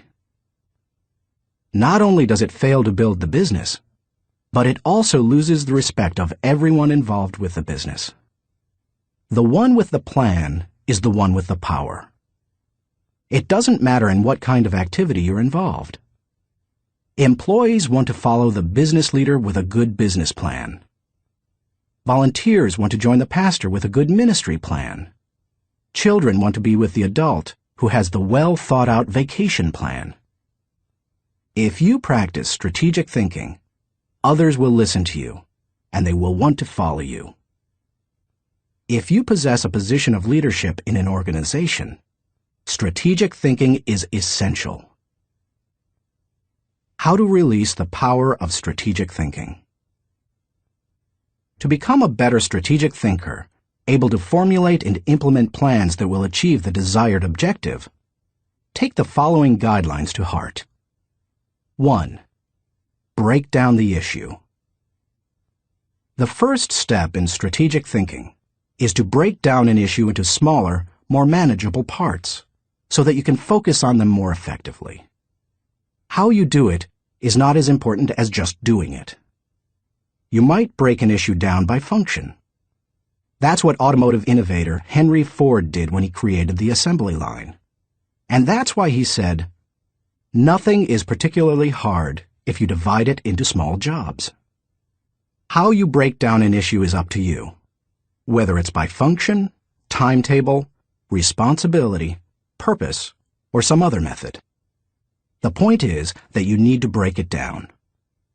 Only one person in a million can juggle the whole thing in his head and think strategically to create solid, viable plans. 2. Ask why before how. When most people begin using strategic thinking to solve a problem or plan a way to meet an objective, they often make the mistake of jumping the gun and trying immediately to figure out how to accomplish it. Instead of asking how, they should first ask why. If you jump right into problem-solving mode, how are you going to know all the issues? Eugene G. Grace says, "Thousands of engineers can design bridges, calculate strains and stresses, and draw up specifications for machines. But the great engineer is the man who can tell whether the bridge or the machine should be built at all, where it should be built, and when." Asking why helps you to think about all the reasons for decisions. It helps you to open your mind to possibilities and opportunities. The size of an opportunity often determines the level of resources and effort that you must invest. Big opportunities allow for big decisions. If you jump to how too quickly, you might miss that. 3. Identify the real issues and objectives. William Feather, author of The Business of Life, said, "Before it can be solved, a problem must be clearly defined. Too many people rush to solutions, and as a result, they end up solving the wrong problem. To avoid that, ask probing questions to expose the real issues. Challenge all of your assumptions. Collect information even after you think you've identified the issue. You may still have to act with incomplete data, but you don't want to jump to a conclusion before you gather enough information to begin identifying the real issue. Begin by asking, what else could be the real issue? You should also remove any personal agenda. More than almost anything else, that can cloud your judgment. Discovering your real situation and objectives is a major part of the battle. Once the real issues are identified, the solutions are often simple. 4. Review your resources. I already mentioned how important it is to be aware of your resources, but it bears repeating. A strategy that doesn't take into account resources is doomed to failure. Take an inventory. How much time do you have? How much money? What kinds of materials, supplies, or inventory do you have? What are your other assets? What liabilities or obligations will come into play? Which people on the team can make an impact? You know your own organization and profession. Figure out what resources you have at your disposal. 5. Develop your plan. How you approach the planning process depends greatly on your profession and the size of the challenge that you're planning to tackle, so it's difficult to recommend many specifics. However, no matter how you go about planning, take this advice. Start with the obvious. When you tackle an issue or plan that way, it brings unity and consensus to the team, because everyone sees those things. Obvious elements build mental momentum and initiate creativity and intensity. The best way to create a road to the complex is to build on the fundamentals. 6. Put the right people in the right place. It's critical that you include your team as part of your strategic thinking. Before you can implement your plan, you must make sure that you have the right people in place. Even the best strategic thinking won't help if you don't take into account the people part of the equation. Look what happens if you miscalculate. Wrong person. Problems instead of potential. Wrong place. Frustration instead of fulfillment. Wrong plan. Grief instead of growth. Everything comes together, however, when you put together all three elements: the right person, the right place, and the right plan. 7. Keep repeating the process. My friend Olin Hendricks remarked, "Strategic thinking is like showering. You have to keep doing it. If you expect to solve any major problem once, you're in for disappointment." Little things such as filing or shopping systematically can be won easily through systems and personal discipline. But major issues need major strategic thinking time. What Thane Yost said is really true.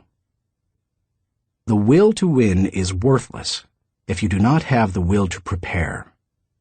If you want to be an effective strategic thinker, then you need to become a continuous strategic thinker. As I was working on this chapter, I came across an article in my local paper on the celebration of the Jewish Passover and how millions of American Jews read the order of service for their Seder, or Passover meal, from a small booklet produced by Maxwell House Coffee. For more than 70 years, the coffee company has produced the booklet, called a Haggadah, and during those years, it has distributed more than 40 million copies of it. "I remember using them all my life," said Regina Witt, who is in her 50s. So does her mother, who is almost 90. It's our tradition. I think it would be very strange not to use them. So how did Maxwell House come to supply the booklets? It was the result of strategic thinking.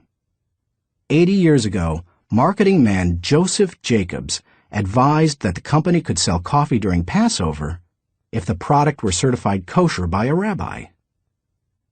Since 1923, Maxwell House Coffee has been certified kosher for Passover.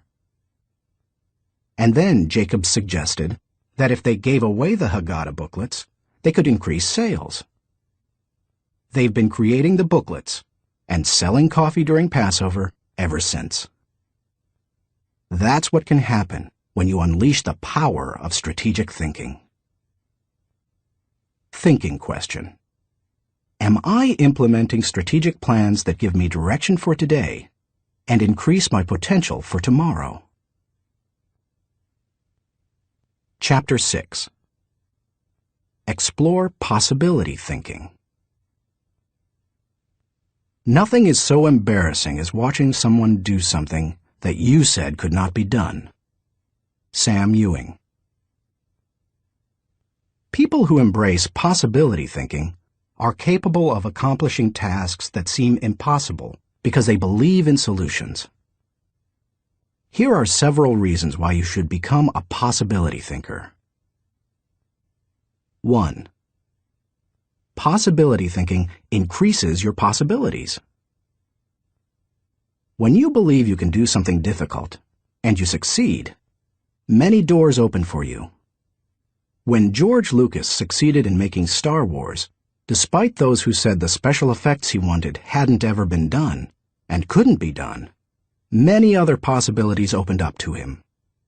Industrial Light and Magic, the company he created to produce those impossible special effects, became a source of revenue to help underwrite his other projects.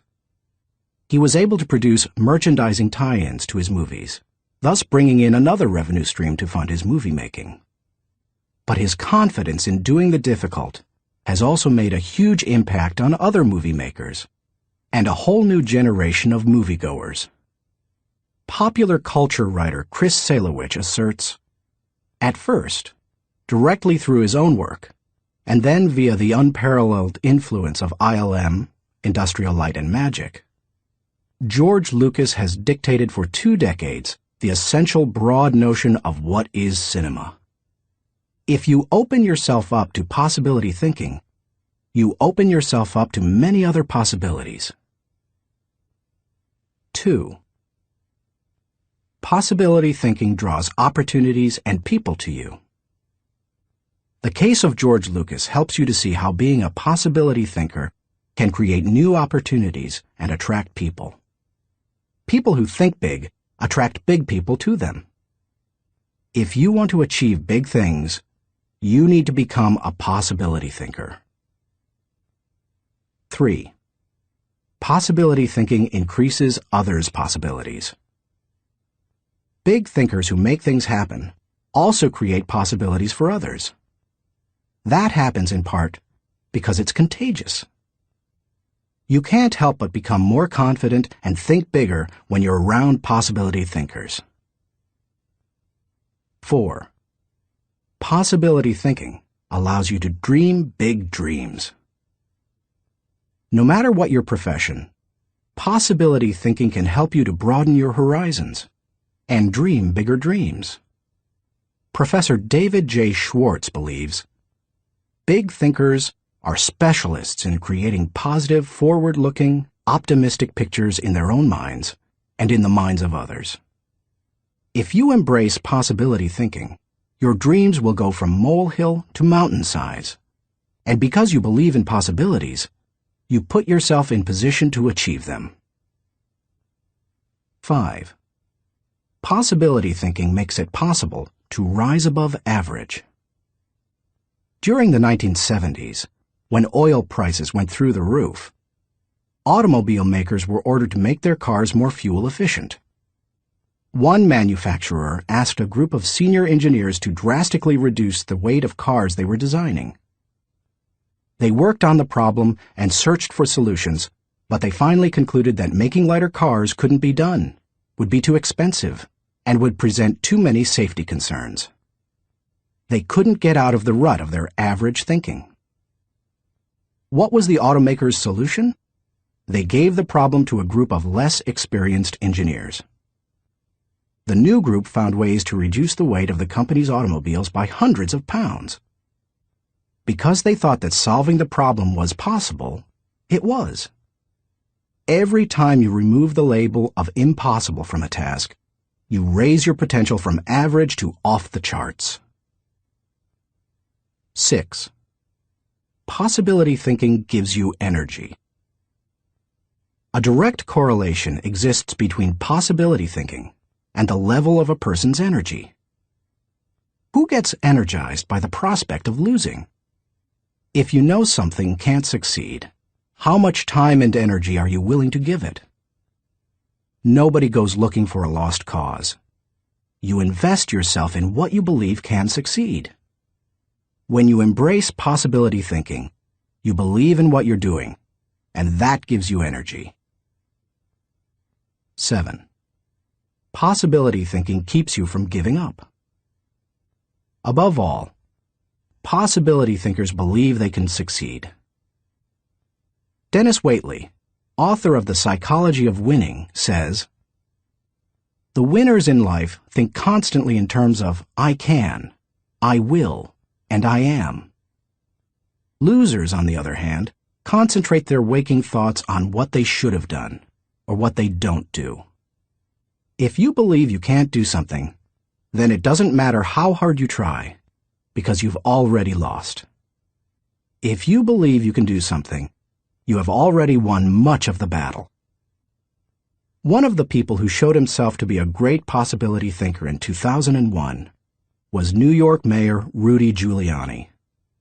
In the hours following the World Trade Center tragedy, Giuliani not only led the city through the chaos of the disaster, but he instilled confidence in everyone he touched. Afterward, he gave some insight and perspective on his experience.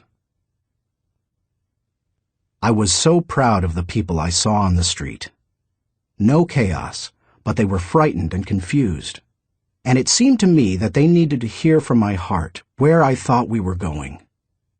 I was trying to think, where can I go for some comparison to this, some lessons about how to handle it? So I started thinking about Churchill, started thinking that we're going to have to rebuild the spirit of the city. And what better example than Churchill and the people of London during the Blitz in 1940, who had to keep up their spirit during this sustained bombing. It was a comforting thought." 16 hours after the plane struck the buildings in New York City, when Giuliani finally returned at 2:30 a.m. to his apartment for a rest, instead of sleeping, he read the World War II chapters of Churchill, a Biography by Roy Jenkins. He learned how Winston Churchill helped his people to see the possibilities and kept his people going. Inspired, Giuliani did the same for his own people 6 decades later. How to feel the energy of possibility thinking. If you are a naturally positive person who already embraces possibility thinking, then you're already tracking with me. However, some people, rather than being optimistic, are naturally negative or cynical. They believe that possibility thinkers are naive or foolish. If your thinking runs toward pessimism, let me ask you a question. How many highly successful people do you know who are continually negative? How many impossibility thinkers are you acquainted with who achieve big things? None. People with an "it can't be done" mindset have 2 choices. They can expect the worst and continually experience it, or they can change their thinking. That's what George Lucas did. Believe it or not, even though he is a possibility thinker, he is not a naturally positive person. He says, "I'm very cynical, and as a result, I think the defense I have against it is to be optimistic." In other words, he chooses to think positively. He sums it up this way. As corny as it sounds, the power of positive thinking goes a long way. So determination and positive thinking combined with talent, combined with knowing your craft, that may sound like a naive point of view, but at the same time, it's worked for me, and it's worked for all my friends. So I have come to believe it. If you want possibility thinking to work for you, then begin by following these suggestions. 1. Stop focusing on the impossibilities. The first step in becoming a possibility thinker is to stop yourself from searching for and dwelling on what's wrong with any given situation. Sports psychologist Bob Rotella recounts, "I tell people, if you don't want to get into positive thinking, that's okay. Just eliminate all the negative thoughts from your mind, and whatever's left will be fine." If possibility thinking is new to you, you're going to have to give yourself a lot of coaching to eliminate some of the negative self-talk you may hear in your head.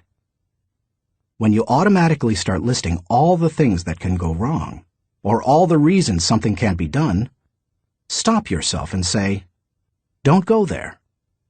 Then ask, "What's right about this?"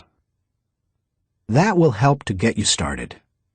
And if negativity is a really big problem for you, and pessimistic things come out of your mouth before you've even thought them through, you may need to enlist the aid of a friend or family member to alert you every time you utter negative ideas.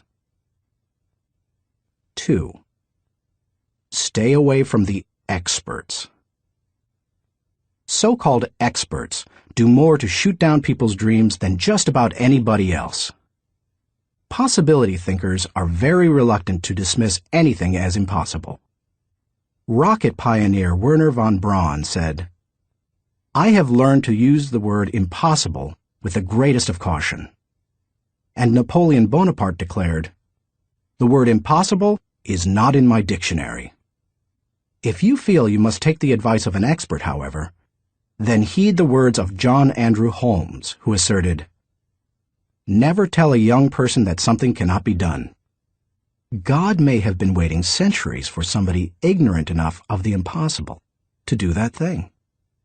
If you want to achieve something, give yourself permission to believe it is possible, no matter what experts might say. 3.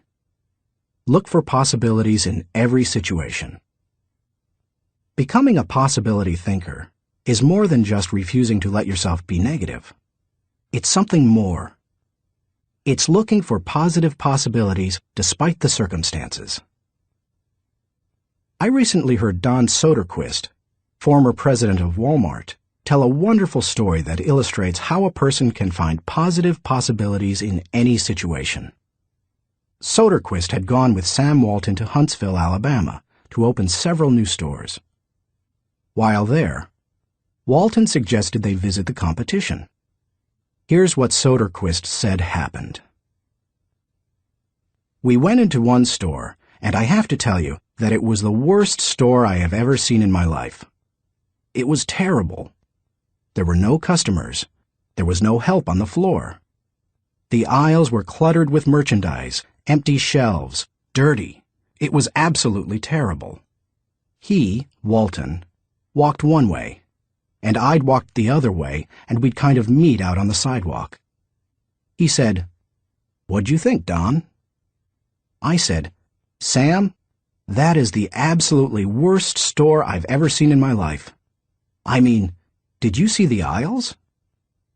He said, "Don, did you see the pantyhose rack?" I said, "No, I didn't, Sam. I must have gone on a different aisle than you. I didn't see that." He said, "That was the best pantyhose rack I've ever seen, Don." And he said, "I pulled the fixture out, and on the back was the name of the manufacturer. When we get back, I want you to call that manufacturer and have him come in and visit with our fixture people. I want to put that rack in our stores. It's absolutely the best I've ever seen." And he said next, "Did you see the ethnic cosmetics?"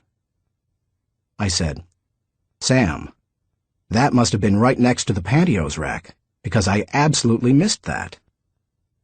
He said, "Don, do you realize that in our stores we have 4 feet of ethnic cosmetics? These people had 12 feet of it. We are absolutely missing the boat. I wrote down the distributor of some of those products.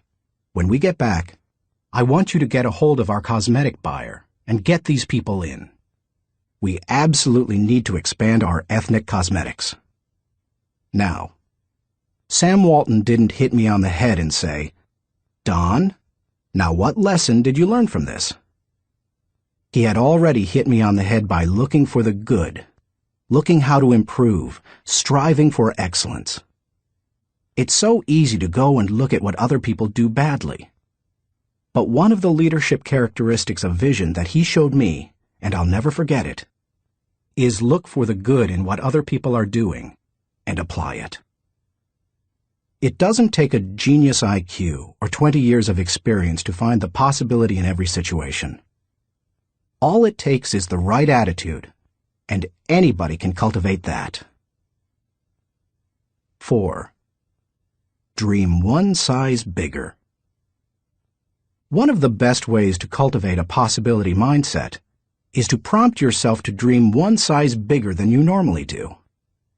Let's face it, most people dream too small. They don't think big enough. Henry Curtis advises, "Make your plans as fantastic as you like, because 25 years from now, they will seem mediocre.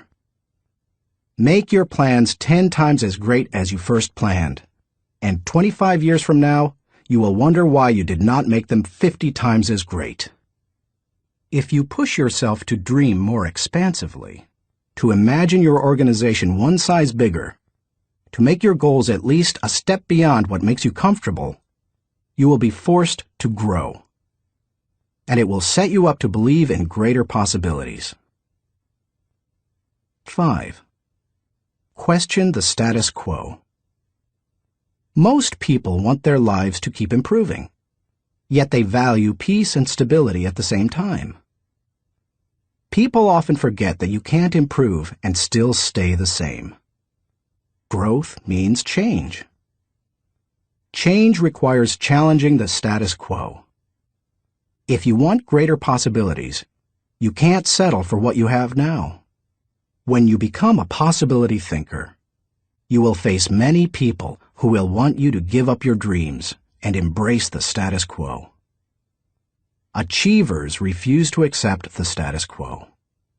As you begin to explore greater possibilities for yourself, your organization, or your family, and others challenge you for it, take comfort in knowing that right now as you read this, other possibility thinkers across the country and around the world are thinking about curing cancer, developing new energy sources, feeding hungry people, and improving quality of life. They are challenging the status quo against the odds, and you should too. 6. Find inspiration from great achievers. You can learn a lot about possibility thinking by studying great achievers. I mentioned George Lucas in this chapter. Perhaps he doesn't appeal to you, or you don't like the movie industry. Personally, I'm not a big science fiction fan, but I admire Lucas as a thinker, creative visionary, and business person. Find some achievers you admire and study them. Look for people with the attitude of Robert F. Kennedy, who popularized George Bernard Shaw's stirring statement. Some men see things as they are and say, "Why?" I dream of things that never were and say, "Why not?" I know possibility thinking isn't in style with many people. So call it what you like. The will to succeed, belief in yourself, confidence in your ability, faith. It's really true. People who believe that they can't, don't. But if you believe you can, you can. That's the power of possibility thinking. Thinking question. Am I unleashing the enthusiasm of possibility thinking to find solutions for even seemingly impossible situations? Chapter 7. Learn from reflective thinking. To doubt everything, or to believe everything, are two equally convenient solutions. Both dispense with the necessity of reflection. Jules-Henri Poincaré. The pace of our society does not encourage reflective thinking. Most people would rather act than think. Now, don't get me wrong. I'm a person of action. I have very high energy, and I like to see things accomplished. But I'm also a reflective thinker. Reflective thinking is like the crock pot of the mind. It encourages your thoughts to simmer until they're done. As I go through this process, my goal is to reflect so that I might learn from my successes and mistakes, discover what I should try to repeat, and determine what I should change. It is always a valuable exercise. By mentally visiting past situations, you can think with greater understanding. 1. Reflective thinking gives you true perspective. When our children were young and still lived at home, we used to take them on wonderful vacations every year. When we got home, they always knew that I was going to ask them two questions. What did you like best, and what did you learn? It didn't matter whether we went to Walt Disney World or Washington, D.C. I always asked those questions. Why? Because I wanted them to reflect on their experiences. Children don't naturally grasp the value or cost of an experience unless prompted. They take things for granted. I wanted my children to appreciate our trips and to learn from them. When you reflect, you are able to put an experience into perspective. You are able to evaluate its timing, and you are able to gain a new appreciation for things that before went unnoticed. Most people are able to recognize the sacrifices of their parents or other people only when they become parents themselves. That's the kind of perspective that comes with reflection. 2. Reflective thinking gives emotional integrity to your thought life. Few people have good perspective in the heat of an emotional moment. Most individuals who enjoy the thrill of an experience try to go back and recapture it without first trying to evaluate it. It's one of the reasons our culture produces so many thrill seekers.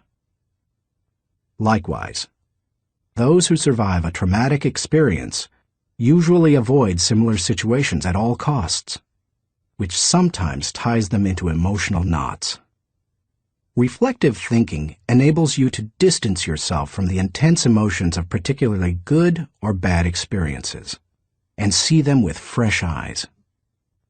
You can see the thrills of the past in the light of emotional maturity and examine tragedies in the light of truth and logic. That process can help a person to stop carrying around a bunch of negative emotional baggage. President George Washington observed, "We ought not to look back unless it is to derive useful lessons from past errors, and for the purpose of profiting by dearly bought experience. Any feeling that can stand up to the light of truth and can be sustained over time has emotional integrity and is therefore worthy of your mind and heart." 3. Reflective thinking increases your confidence in decision-making. Have you ever made a snap judgment and later wondered if you did the right thing? Everybody has. Reflective thinking can help to diffuse that doubt. It also gives you confidence for the next decision. Once you've reflected on an issue, you don't have to repeat every step of the thinking process when you're faced with it again. You've got mental road markers from having been there before. That compresses and speeds up thinking time, and it gives you confidence. And over time, it can also strengthen your intuition.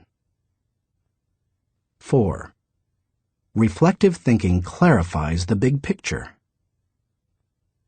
When you engage in reflective thinking, you can put ideas and experiences into a more accurate context. Reflective thinking encourages us to go back and spend time pondering what we have done and what we have seen. If a person who loses his job reflects on what happened, he may see a pattern of events that led to his dismissal. He will better understand what happened, why it happened, and what things were his responsibility. If he also looks at the incidents that occurred afterward, he may realize that in the larger scheme of things, he's better off in his new position because it better fits his skills and desires. Without reflection, it can be very difficult to see that big picture. 5. Reflective thinking takes a good experience and makes it a valuable experience. When you were just starting out in your career, did it seem that few people were willing to give someone without experience an opportunity? At the same time, could you see people who had been on their jobs 20 years, who yet did their work poorly? If so, that probably frustrated you. Playwright William Shakespeare wrote, "Experience is a jewel, and it had need be so, for it is often purchased at an infinite rate." Yet experience alone does not add value to a life. It's not necessarily experience that is valuable. It's the insight people gain because of their experience. Reflective thinking turns experience into insight. Mark Twain said, "We should be careful to get out of an experience all the wisdom that is in it. Not like the cat that sits down on a hot stove lid. She will never sit down on a hot stove lid again, and that is well. But also, she will never sit down on a cold one anymore." An experience becomes valuable when it informs or equips us to meet new experiences. Reflective thinking helps to do that. How to embrace the lessons of reflective thinking. If you are like most people in our culture today, you probably do very little reflective thinking. If that's the case, it may be holding you back more than you think. Take to heart the following suggestions to increase your ability to think reflectively. 1. Set aside time for reflection.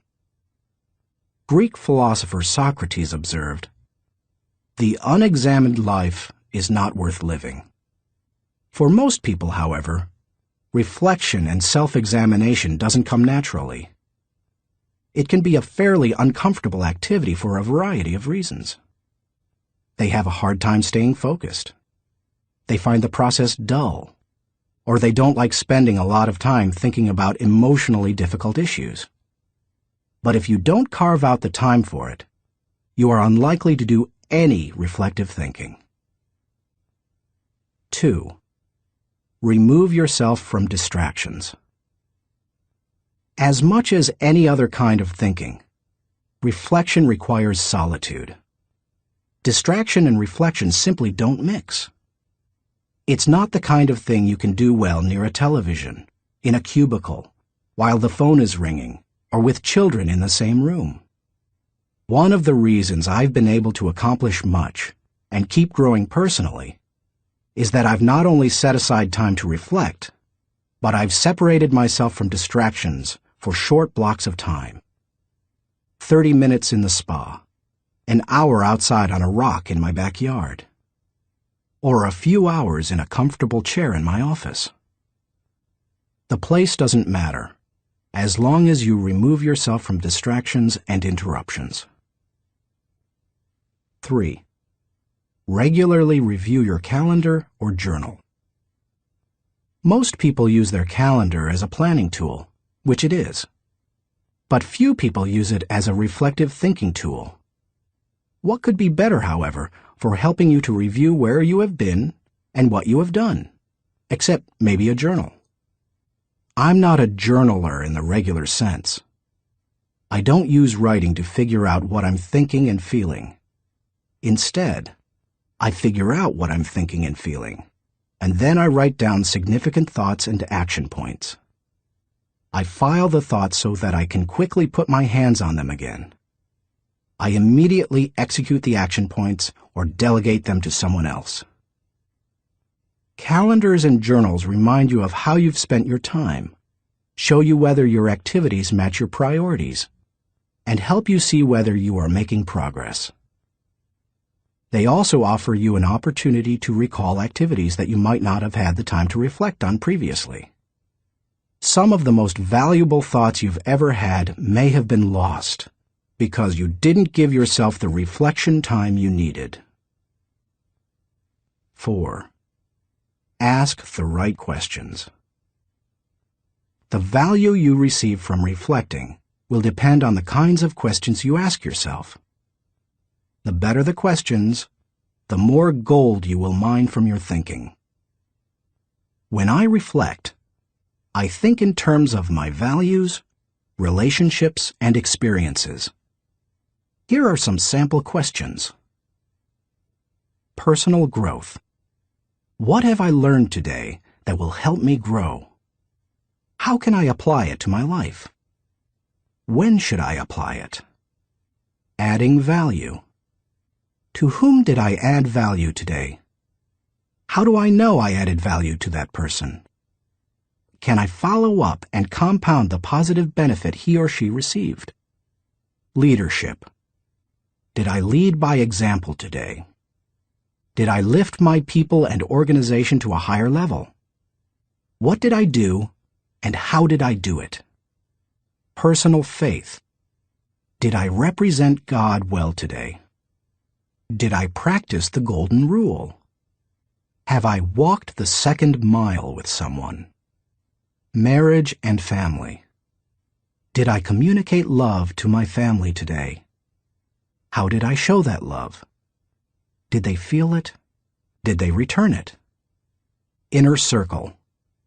Have I spent enough time with my key players? What can I do to help them be more successful? In what areas can I mentor them? Discoveries. What did I encounter today to which I need to give more thinking time? Are there lessons to be learned? Are there things to be done? How you organize your reflection time is up to you. You may want to adapt my pattern to your own values. Or you can try a system that my friend Dick Biggs uses. He creates 3 columns on a sheet of paper. Year, turning point, impact. This system is good for reflecting on the bigger picture. Dick used it to see patterns in his life, such as when he moved to Atlanta and was encouraged by a new teacher to write. You could just as easily write event, significance, and action point on a page to help you benefit from reflective thinking. The main thing is to create questions that work for you and write down any significant thoughts that come to you during the reflection time. 5. Cement your learning through action. Writing down the good thoughts that come out of your reflective thinking has value. But nothing helps you to grow like putting your thoughts into action. To do that, you must be intentional. When you read a good book, for example, there are always good thoughts, quotes, or lessons that you can take away from it and use yourself. I always mark the takeaways in a book and then reread them when I'm done with the book. When I listen to a message, I record the takeaways so that I can file them for future use. When I go to a seminar, I take good notes, and I use a system of symbols to cue me to do certain things. An arrow pointing to the right means to look at this material again. An asterisk next to the marked section means to file it according to the subject noted. An open bracket means that I want to use what's marked in a lecture or book. An arrow pointing up means this idea will take off if I work at it. When most people go to a conference or seminar, they enjoy the experience, listen to the speakers, and sometimes even take notes. But nothing happens after they go home. They like many of the concepts they hear, but when they close their notebooks, they don't think about them again. When that happens, they receive little more than a temporary surge of motivation. When you go to a conference, revisit what you heard, reflect on it, and then put it into action, it can change your life. Ultimately, reflective thinking has 3 main values. It gives me perspective within context. It allows me to continually connect with my journey. And it provides counsel and direction concerning my future. It is an invaluable tool to my personal growth. Few things in life can help me learn and improve the way reflective thinking can. Thinking question. Am I regularly revisiting the past to gain a true perspective and think with understanding? Chapter 8. Question popular thinking. I'm not an answering machine. I'm a questioning machine. If we have all the answers, how come we're in such a mess? Douglas Cardinal. Economist John Maynard Keynes, whose ideas profoundly influenced economic theory and practices in the 20th century, asserted, "The difficulty lies not so much in developing new ideas as in escaping from the old ones." Going against popular thinking can be difficult, whether you're a business person bucking company tradition, a pastor introducing new types of music to his church, a new mother rejecting old wives' tales handed down from her parents, or a teenager ignoring currently popular styles. Many of the ideas in this book go against popular thinking. If you value popularity over good thinking, then you will severely limit your potential to learn the types of thinking encouraged by this book. Popular thinking is too average to understand the value of good thinking, too inflexible to realize the impact of changed thinking, too lazy to master the process of intentional thinking, too small to see the wisdom of big-picture thinking, too satisfied to unleash the potential of focused thinking, too traditional to discover the joy of creative thinking, too naive to recognize the importance of realistic thinking, too undisciplined to release the power of strategic thinking, too limiting to feel the energy of possibility thinking, too trendy to embrace the lessons of reflective thinking, too shallow to question the acceptance of popular thinking, too proud to encourage the participation of shared thinking, too self-absorbed to experience the satisfaction of unselfish thinking, and too uncommitted to enjoy the return of bottom-line thinking. If you want to become a good thinker, then start preparing yourself for the possibility of becoming unpopular. Why you should question the acceptance of popular thinking. I've given you some broad reasons for questioning the acceptance of popular thinking. Now, allow me to be more specific. 1. Popular thinking sometimes means not thinking. My friend Kevin Myers sums up the idea of popular thinking by saying, "The problem with popular thinking is that it doesn't require you to think at all. Good thinking is hard work. If it were easy, everybody would be a good thinker. Unfortunately, many people try to live life the easy way. They don't want to do the hard work of thinking or pay the price of success. It's easier to do what other people do and hope that they thought it out." Look at the stock market recommendations of some experts. By the time they publish their picks, most are following a trend, not creating one or even riding its crest. The people who are going to make money on the stocks they recommend have already done so by the time the general public hears about it. When people blindly follow a trend, they're not doing their own thinking. 2. Popular thinking offers false hope. Benno Muller-Hill, a professor in the University of Cologne Genetics Department, tells how one morning in high school he stood last in a line of 40 students in the schoolyard. His physics teacher had set up a telescope so that his students could view a planet and its moons. The first student stepped up to the telescope. He looked through it, but when the teacher asked if he could see anything, the boy said no. His nearsightedness hampered his view. The teacher showed him how to adjust the focus, and the boy finally said he could see the planet and moons. One by one, the students stepped up to the telescope and saw what they were supposed to see.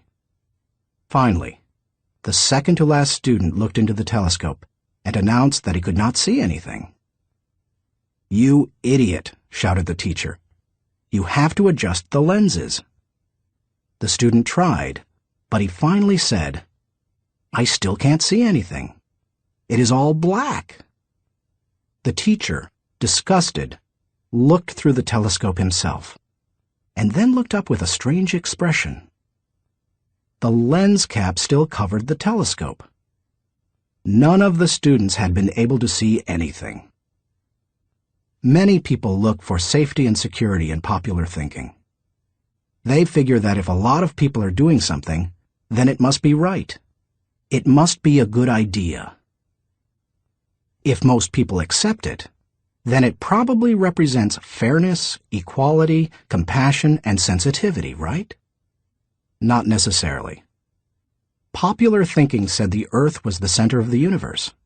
Yet Copernicus studied the stars and planets and proved mathematically that the Earth and the other planets in our solar system revolved around the sun. Popular thinking said surgery didn't require clean instruments. Yet Joseph Lister studied the high death rates in hospitals and introduced antiseptic practices that immediately saved lives. Popular thinking said that women shouldn't have the right to vote. Yet people like Emmeline Pankhurst and Susan B. Anthony fought for and won that right. Popular thinking put the Nazis into power in Germany. Yet Hitler's regime murdered millions and nearly destroyed Europe. We must always remember there is a huge difference between acceptance and intelligence. People may say that there's safety in numbers, but that's not always true. Sometimes it's painfully obvious that popular thinking isn't good and right. Other times, it's less evident. For example, consider the staggering number of people in the United States who have run up large amounts of debt on their credit cards. Anyone who is financially astute will tell you that's a bad idea. Yet millions follow right along with the popular thinking of buy now, pay later. And so they pay and pay and pay. Many promises of popular thinking ring hollow. Don't let them fool you. 3. Popular thinking is slow to embrace change. Popular thinking loves the status quo. It puts its confidence in the idea of the moment and holds on to it with all its might. As a result, it resists change and dampens innovation. Donald M. Nelson, former president of the Society of Independent Motion Picture Producers, criticized popular thinking when he asserted, "We must discard the idea that past routine, past ways of doing things are probably the best ways. On the contrary, we must assume that there is probably a better way to do almost everything.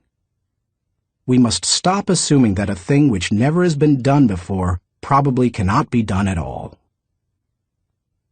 4. Popular thinking brings only average results. The bottom line? Popular thinking brings mediocre results. Here is popular thinking in a nutshell. Popular equals normal equals average. It's the least of the best and the best of the least. We limit our success when we adopt popular thinking.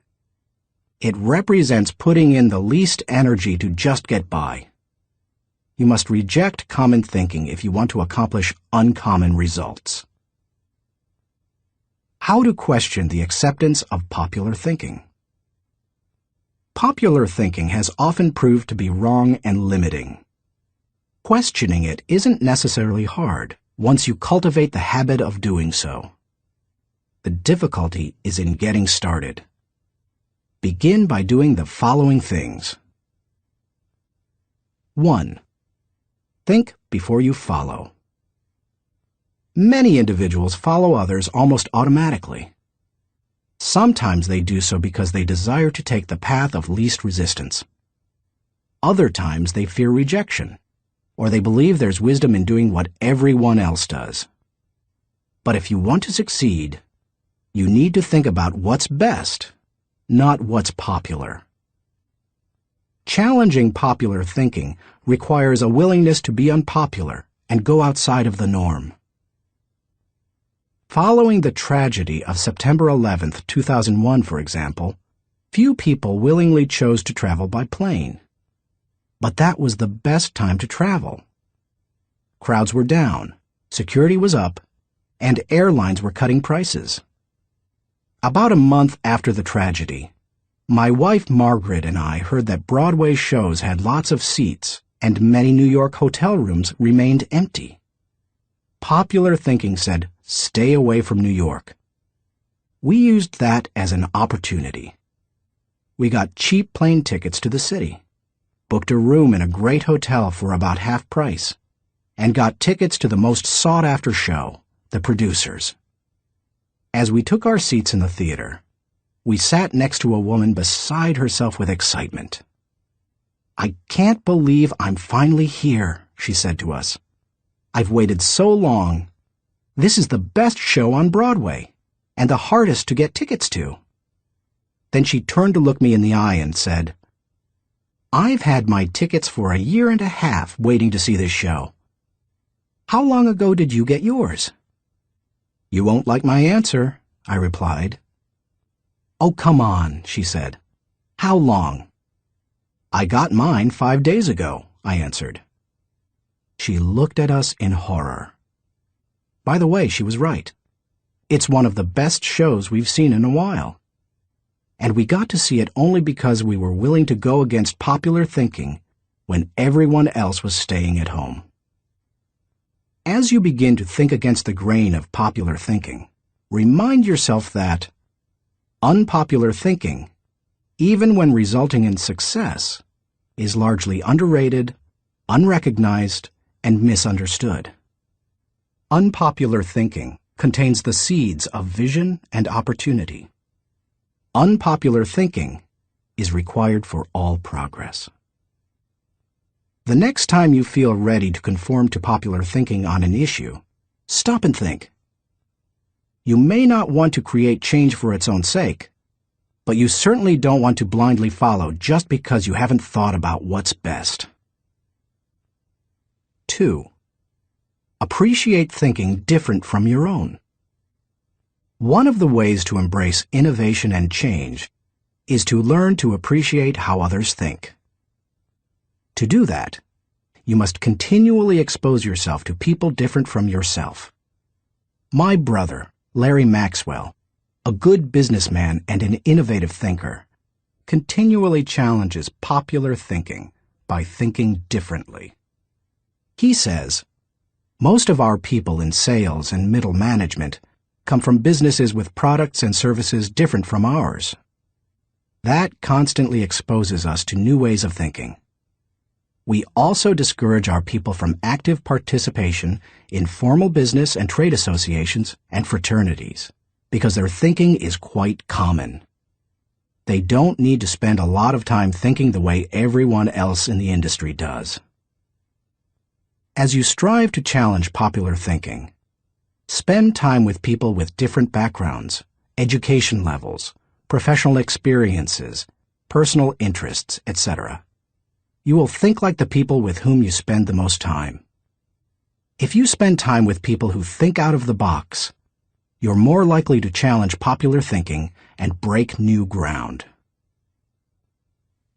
3. Continually question your own thinking. Let's face it, any time we find a way of thinking that works, one of our greatest temptations is to go back to it repeatedly, even if it no longer works well. The greatest enemy to tomorrow's success is sometimes today's success. My friend Andy Stanley recently taught a leadership lesson at Enjoy's Catalyst Conference called Challenging the Process. He described how progress must be preceded by change, and he pointed out many of the dynamics involved in questioning popular thinking. In an organization, he said, we should remember that every tradition was originally a good idea, and perhaps even revolutionary. But every tradition may not be a good idea for the future. In your organization, if you were involved in putting into place what currently exists, then it's likely that you will resist change, even change for the better. That's why it's important to challenge your own thinking. If you're too attached to your own thinking, and how everything is done now, then nothing will change for the better. 4. Try new things in new ways. When was the last time you did something for the first time? Do you avoid taking risks or trying new things? One of the best ways to get out of the rut of your own thinking is to innovate. You can do that in little everyday ways. Drive to work a different way from normal. Order an unfamiliar dish at your favorite restaurant. Ask a different colleague to help you with a familiar project. Take yourself off of autopilot. Unpopular thinking asks questions and seeks options. In 1997, my 3 companies moved to Atlanta, Georgia. It's a great city, but traffic at peak times can get crazy. Immediately after moving here, I began looking for and testing alternative routes to desired destinations so that I would not be caught in traffic. From my house to the airport, for example, I have discovered and used 9 routes within 8 miles and 12 minutes from one another. Often, I am amazed to see people sitting on the freeway when they could be moving forward on an alternative route. What is the problem? Too many people have not tried new things in new ways. It is true. Most people are more satisfied with old problems than committed to finding new solutions. How you go about doing new things in new ways is not as important as making sure you do it. Besides, if you try to do new things in the same way that everyone else does, are you really going against popular thinking? Get out there and do something different today. 5.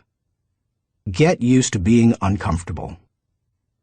When it comes right down to it, popular thinking is comfortable.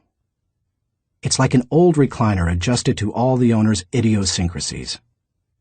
The problem with most old recliners is that no one has looked at them lately. If so, they'd agree that it's time to get a new one. If you want to reject popular thinking in order to embrace achievement, you'll have to get used to being uncomfortable. If you embrace unpopular thinking and make decisions based on what works best and what is right, rather than what is commonly accepted, know this: in your early years, you won't be as wrong as people think you are. In your later years, you won't be as right as people think you are. And all through the years, you will be better than you thought you could be. Thinking question. Am I consciously rejecting the limitations of common thinking in order to accomplish uncommon results? Chapter 9. Benefit from shared thinking. None of us is as smart as all of us. Ken Blanchard. Good thinkers, especially those who are also good leaders, understand the power of shared thinking. They know that when they value the thoughts and ideas of others, they receive the compounding results of shared thinking and accomplish more than they ever could on their own. Those who participate in shared thinking understand the following. 1. Shared thinking is faster than solo thinking. We live in a truly fast-paced world. To function at its current rate of speed, we can't go it alone. I think the generation of young men and women just entering the workforce sense that very strongly. Perhaps that is why they value community so highly, and are more likely to work for a company they like than one that pays them well.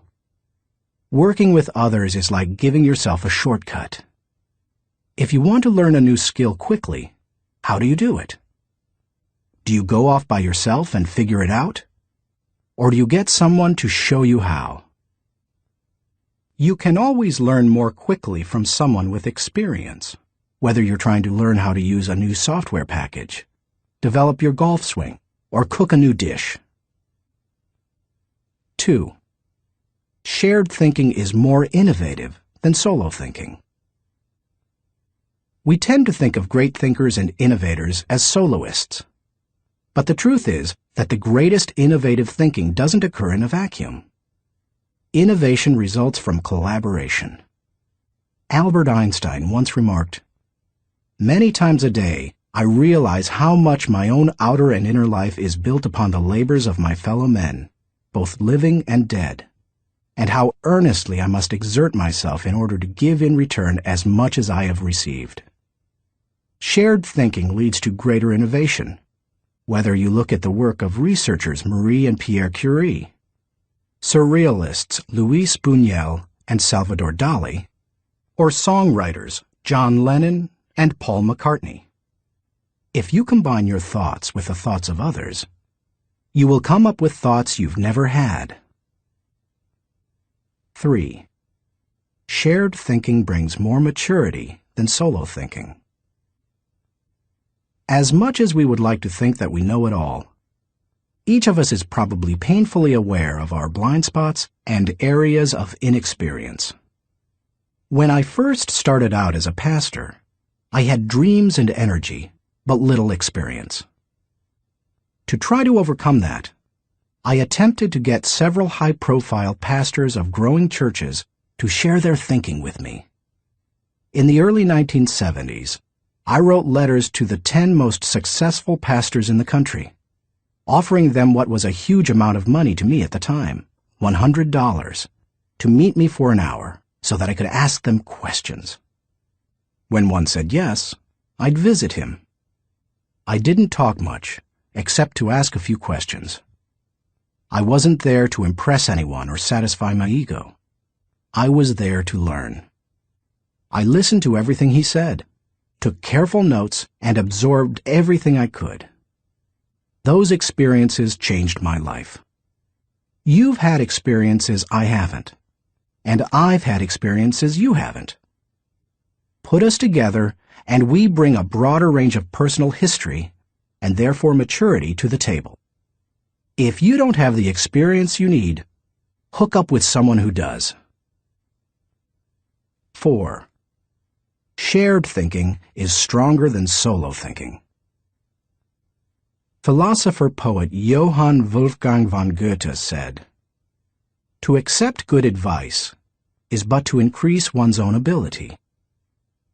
Two heads are better than one when they are thinking in the same direction. It's like harnessing two horses to pull a wagon. They are stronger pulling together than either is individually.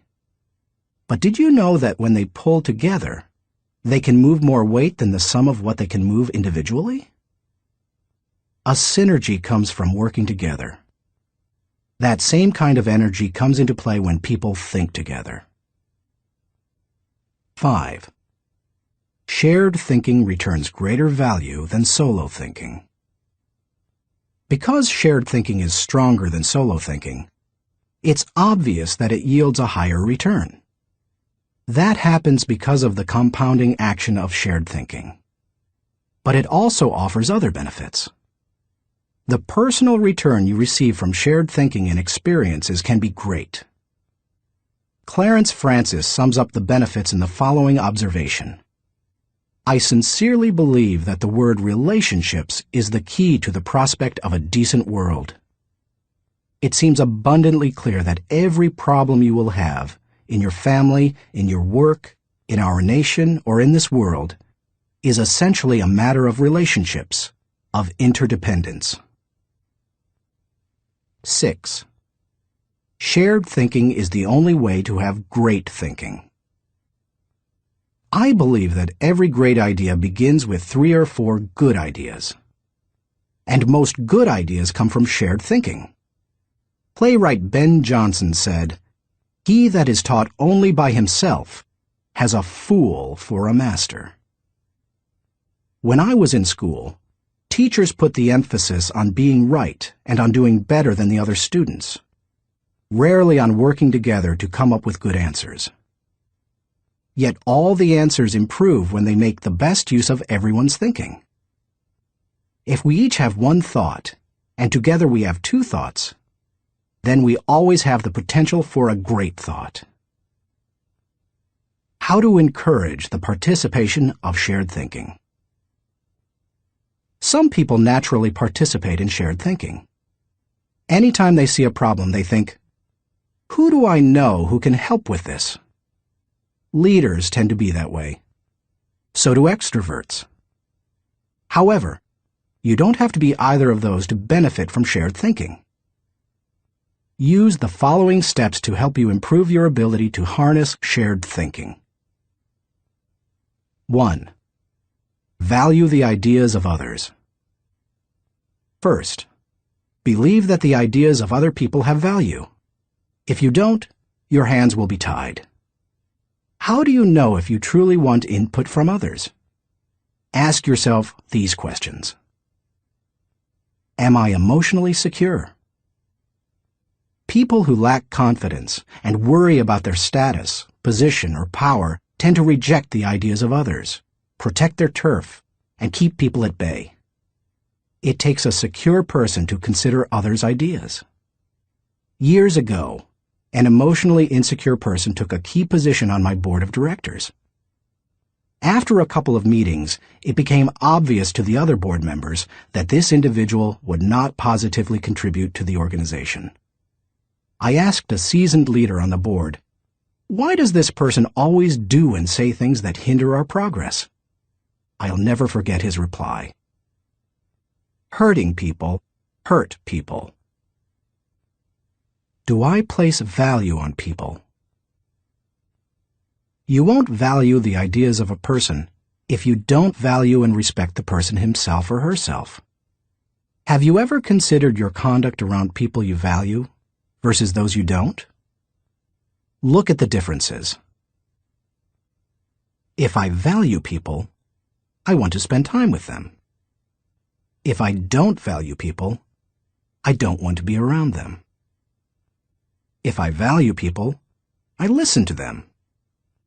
If I don't value people, I neglect to listen. If I value people, I want to help them. If I don't value people, I don't offer them help. If I value people, I am influenced by them. If I don't value people, I ignore them. If I value people, I respect them. If I don't value people, I am indifferent. Do I value the interactive process? A wonderful synergy often occurs as the result of shared thinking. It can take you places you've never been. Publisher Malcolm Forbes asserted, "Listening to advice often accomplishes far more than heeding it." I must say, I didn't always value shared thinking. For many years, I tended to withdraw when I wanted to develop ideas. Only reluctantly did I work on ideas with others. When a colleague challenged me on this, I started to analyze my hesitancy. I realized that it went back to my college experience. Some days in the classroom, I could tell that a teacher was unprepared to lecture, and instead spent the class time asking us to give our uninformed opinions on a subject. Most of the time, the opinions seemed no better than mine. I had come to class so that the professor could teach me. I realized that the process of shared ideas wasn't the problem. It was who was doing the talking. Shared thinking is only as good as the people doing the sharing. Since learning that lesson, I have embraced the interactive process, and now I believe it is one of my strengths. Still, I always think about whom I bring around the table for a shared thinking session. I'll tell you my guidelines for whom I invite later in this chapter. You must open yourself up to the idea of sharing ideas before you will engage in the process of shared thinking. 2. Move from competition to cooperation. Jeffrey J. Fox, author of How to Become CEO, says, "Always be on the lookout for ideas. Be completely indiscriminate as to the source. Get ideas from customers, children, competitors, other industries, or cab drivers. It doesn't matter who thought of an idea." A person who values cooperation desires to complete the ideas of others, not compete with them. If someone asks you to share ideas, focus on helping the team, not getting ahead personally. And if you are the one who brings people together to share their thoughts, praise the idea more than the source of the idea. If the best idea always wins, rather than the person who offered it, then all will share their thoughts with greater enthusiasm. 3. Have an agenda when you meet. I enjoy spending time with certain people, whether we discuss ideas or not. My wife Margaret, my children, my grandchildren, my parents. Though we often do discuss ideas, it doesn't bother me if we don't. We are family. When I spend time with nearly anyone else in my life, however, I have an agenda. I know what I want to accomplish. The more I respect the wisdom of the person, the more I listen. For example, when I meet with someone I'm mentoring, I let the person ask the questions, but I expect to do most of the talking. When I meet with someone who mentors me, like Bill Bright, I mostly keep my mouth shut. In other relationships, the give and take is more even. But no matter with whom I meet, I have a reason for getting together, and I have an expectation for what I'll give to it and get from it. That's true whether it's for business or pleasure. 4. Get the right people around the table. To get anything of value out of shared thinking, you need to have people around the table who bring something to the table. As you prepare to ask people to participate in shared thinking, use the following criteria for the selection process. Choose people whose greatest desire is the success of the ideas. People who can add value to another's thoughts. People who can emotionally handle quick changes in the conversation. People who appreciate the strengths of others in areas where they are weak. People who understand their place of value at the table. People who place what is best for the team before themselves. People who can bring out the best thinking in the people around them. People who possess maturity, experience, and success in the issue under discussion. People who will take ownership and responsibility for decisions. People who will leave the table with a we attitude, not a me attitude. Too often we choose our brainstorming partners based on feelings of friendship or circumstances or convenience. But that doesn't help us to discover and create the ideas of the highest order. Who we invite to the table makes all the difference. 5. Compensate good thinkers and collaborators well. Successful organizations practice shared thinking. If you lead an organization, department, or team, then you can't afford to be without people who are good at shared thinking. As you recruit and hire, look for good thinkers who value others, have experience with the collaborative process, and are emotionally secure. Then, pay them well, and challenge them to use their thinking skills and share their ideas often. Nothing adds value like a lot of good thinkers putting their minds together. No matter what you're trying to accomplish, you can do it better with shared thinking. That is why I spend much of my life teaching leadership. Good leadership helps to put together the right people at the right time for the right purpose so that everybody wins. All it takes is the right people and a willingness to participate in shared thinking. Thinking question. Am I consistently including the heads of others to think over my head and achieve compounding results? Chapter 10. Practice unselfish thinking. We cannot hold a torch to light another's path without brightening our own. Ben Sweetland. So far in this book, we've discussed many kinds of thinking that can help you to achieve more. Each of them has the potential to make you more successful. Now I want to acquaint you with a kind of thinking with the potential to change your life in another way. It might even redefine how you view success. Unselfish thinking can often deliver a return greater than any other kind of thinking. Take a look at some of its benefits. 1. Unselfish thinking brings personal fulfillment. Few things in life bring greater personal rewards than helping others. Charles H. Burr believed, "Getters generally don't get happiness. Givers get it." Helping people brings great satisfaction. When you spend your day unselfishly serving others, at night you can lay down your head with no regrets and sleep soundly.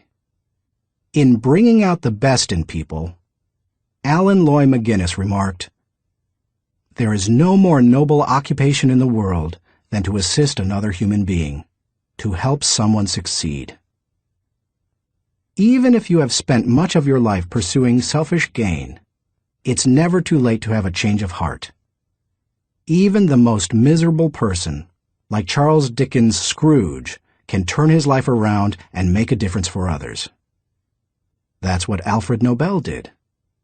When he saw his own obituary in the newspaper, his brother had died, and the editor had written about the wrong Nobel, saying that the explosives his company produced had killed many people.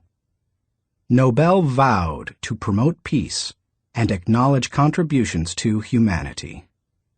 That is how the Nobel Prizes came into being. 2.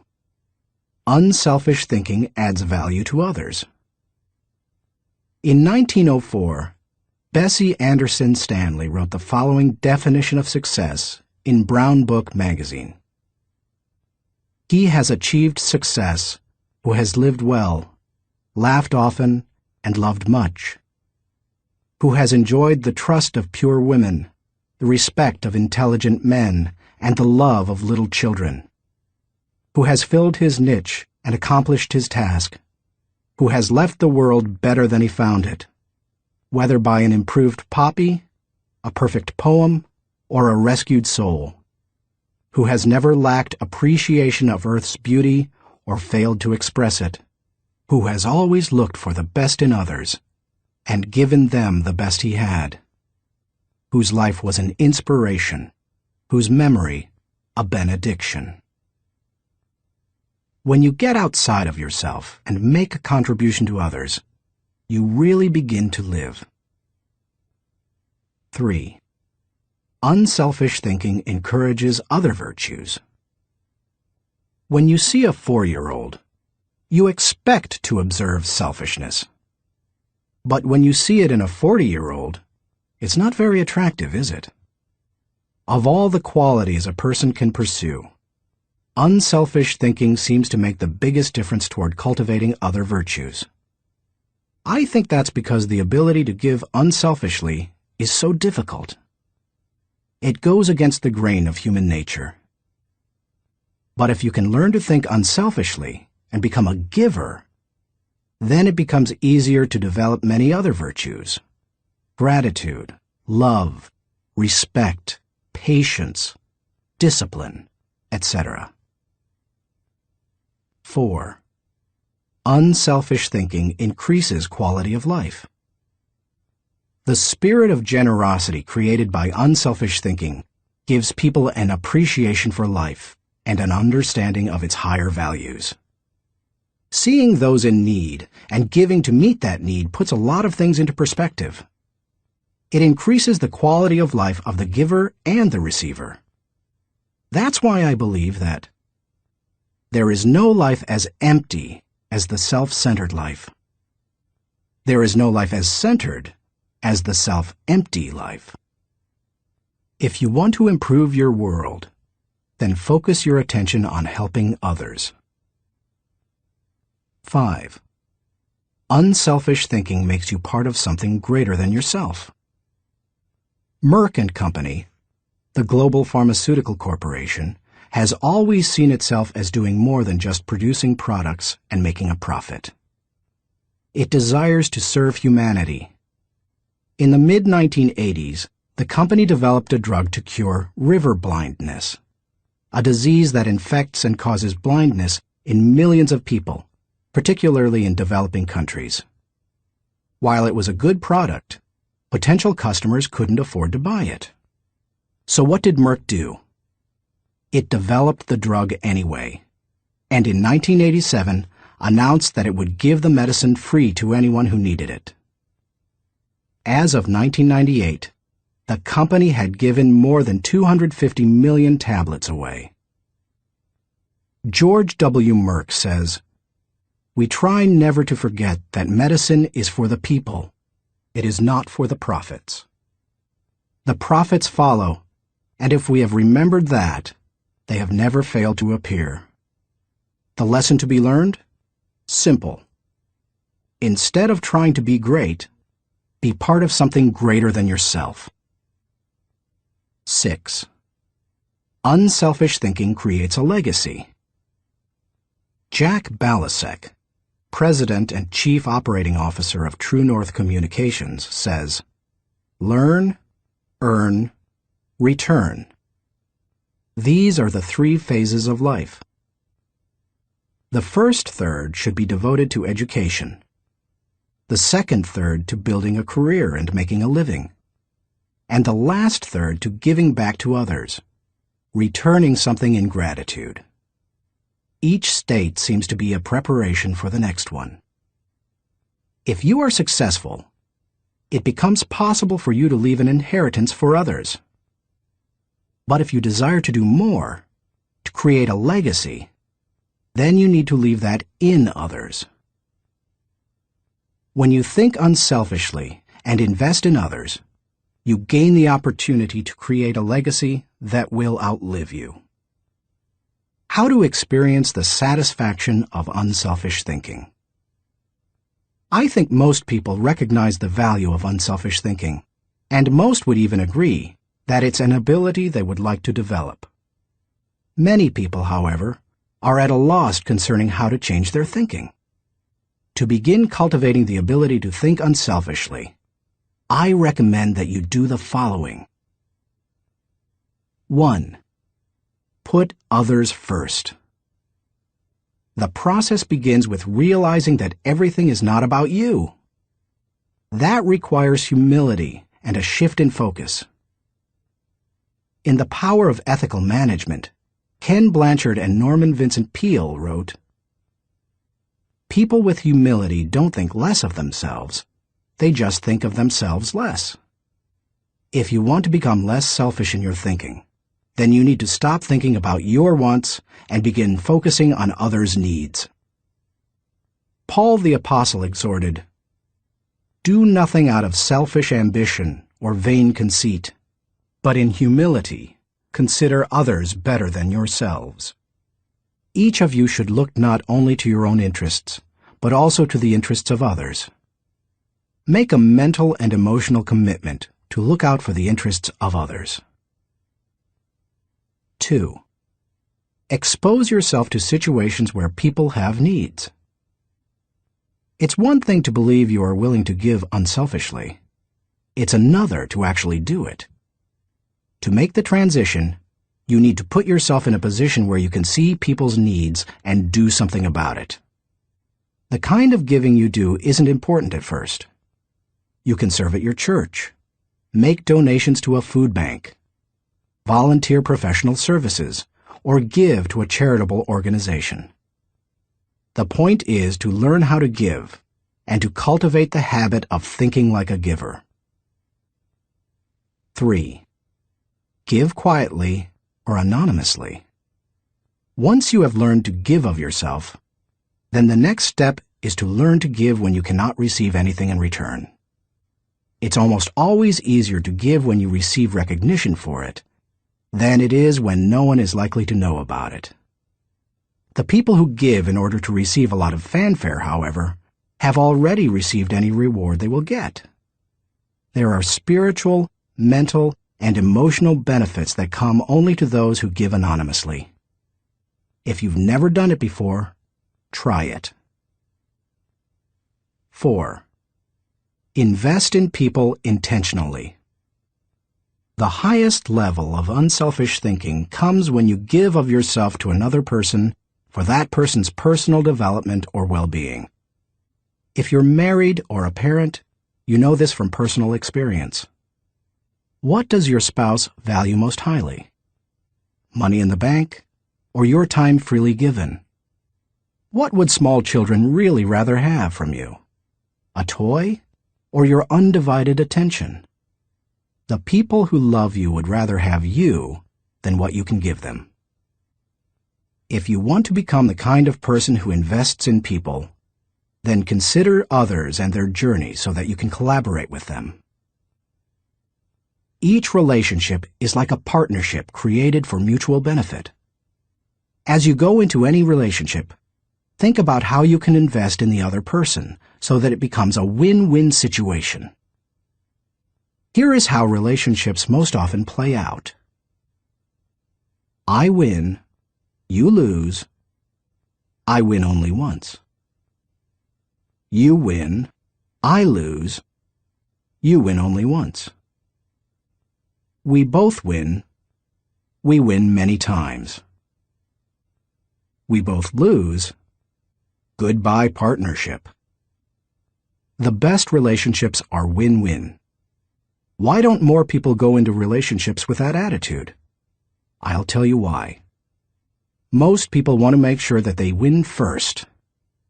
Unselfish thinkers, on the other hand, go into a relationship and make sure that the other person wins first. And that makes all the difference.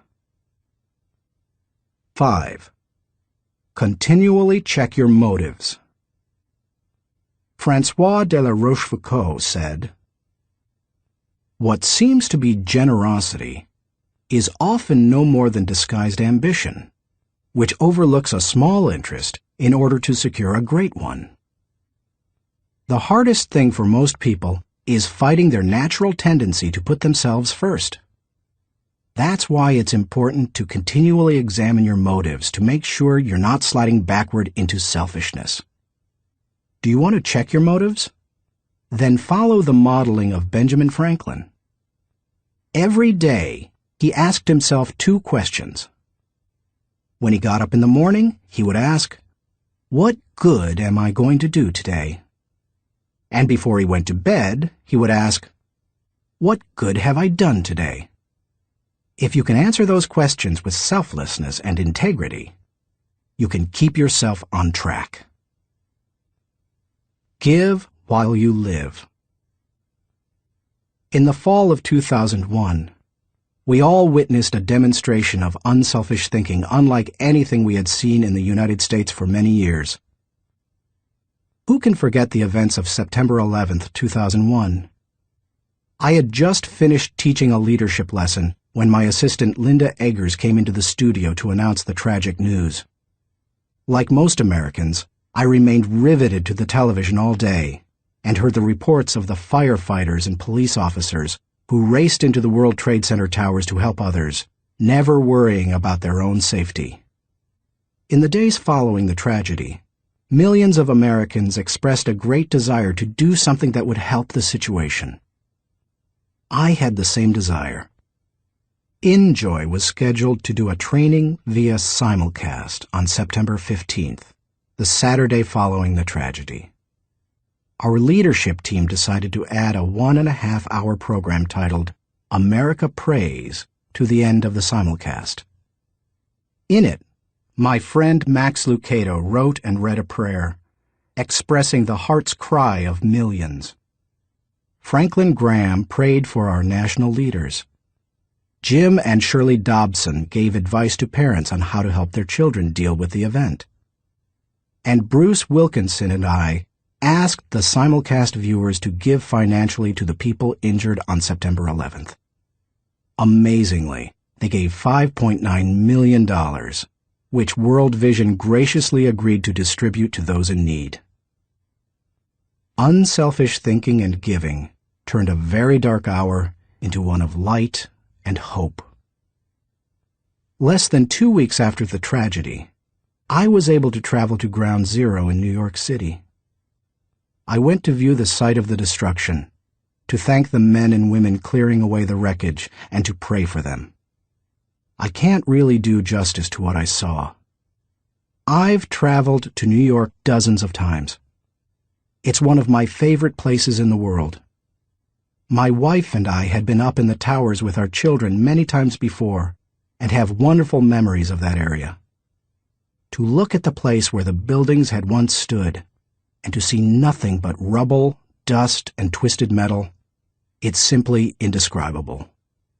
What many Americans didn't realize is that for many months, people worked diligently to clean up the site. Many were New York City firefighters and other city workers. Others were volunteers. They worked around the clock, 7 days a week. And when they came across the remains of someone in the rubble, they called for silence and reverently carried them out.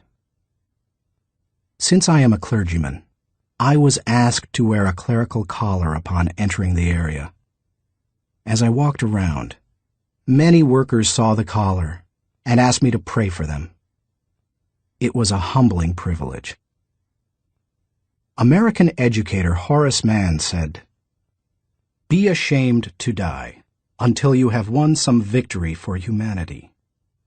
According to this standard, New York City's firefighters are certainly prepared for death. The service they perform is often truly heroic. You and I may never be required to lay down our lives for others as they did. But we can give to others in different ways. We can be unselfish thinkers who put others first and add value to their lives. We can work with them so that they go farther than they thought possible. Thinking question.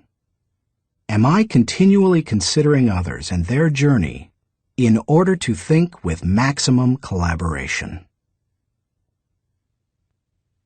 Chapter 11. Rely on bottom-line thinking. There ain't no rules around here. We're trying to accomplish something. Thomas Edison, inventor. How do you figure out the bottom line for your organization, business, department, team, or group? In many businesses, the bottom line is literally the bottom line. Profit determines whether you are succeeding, but dollars should not always be the primary measure of success. Would you measure the ultimate success of your family by how much money you had at the end of the month or year? And if you run a non-profit or volunteer organization, how would you know whether you were performing at your highest potential? How do you think bottom line in that situation?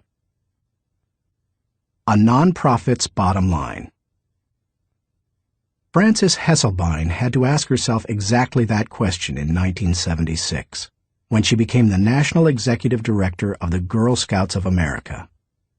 When she first got involved with the Girl Scouts, running the organization was the last thing she expected.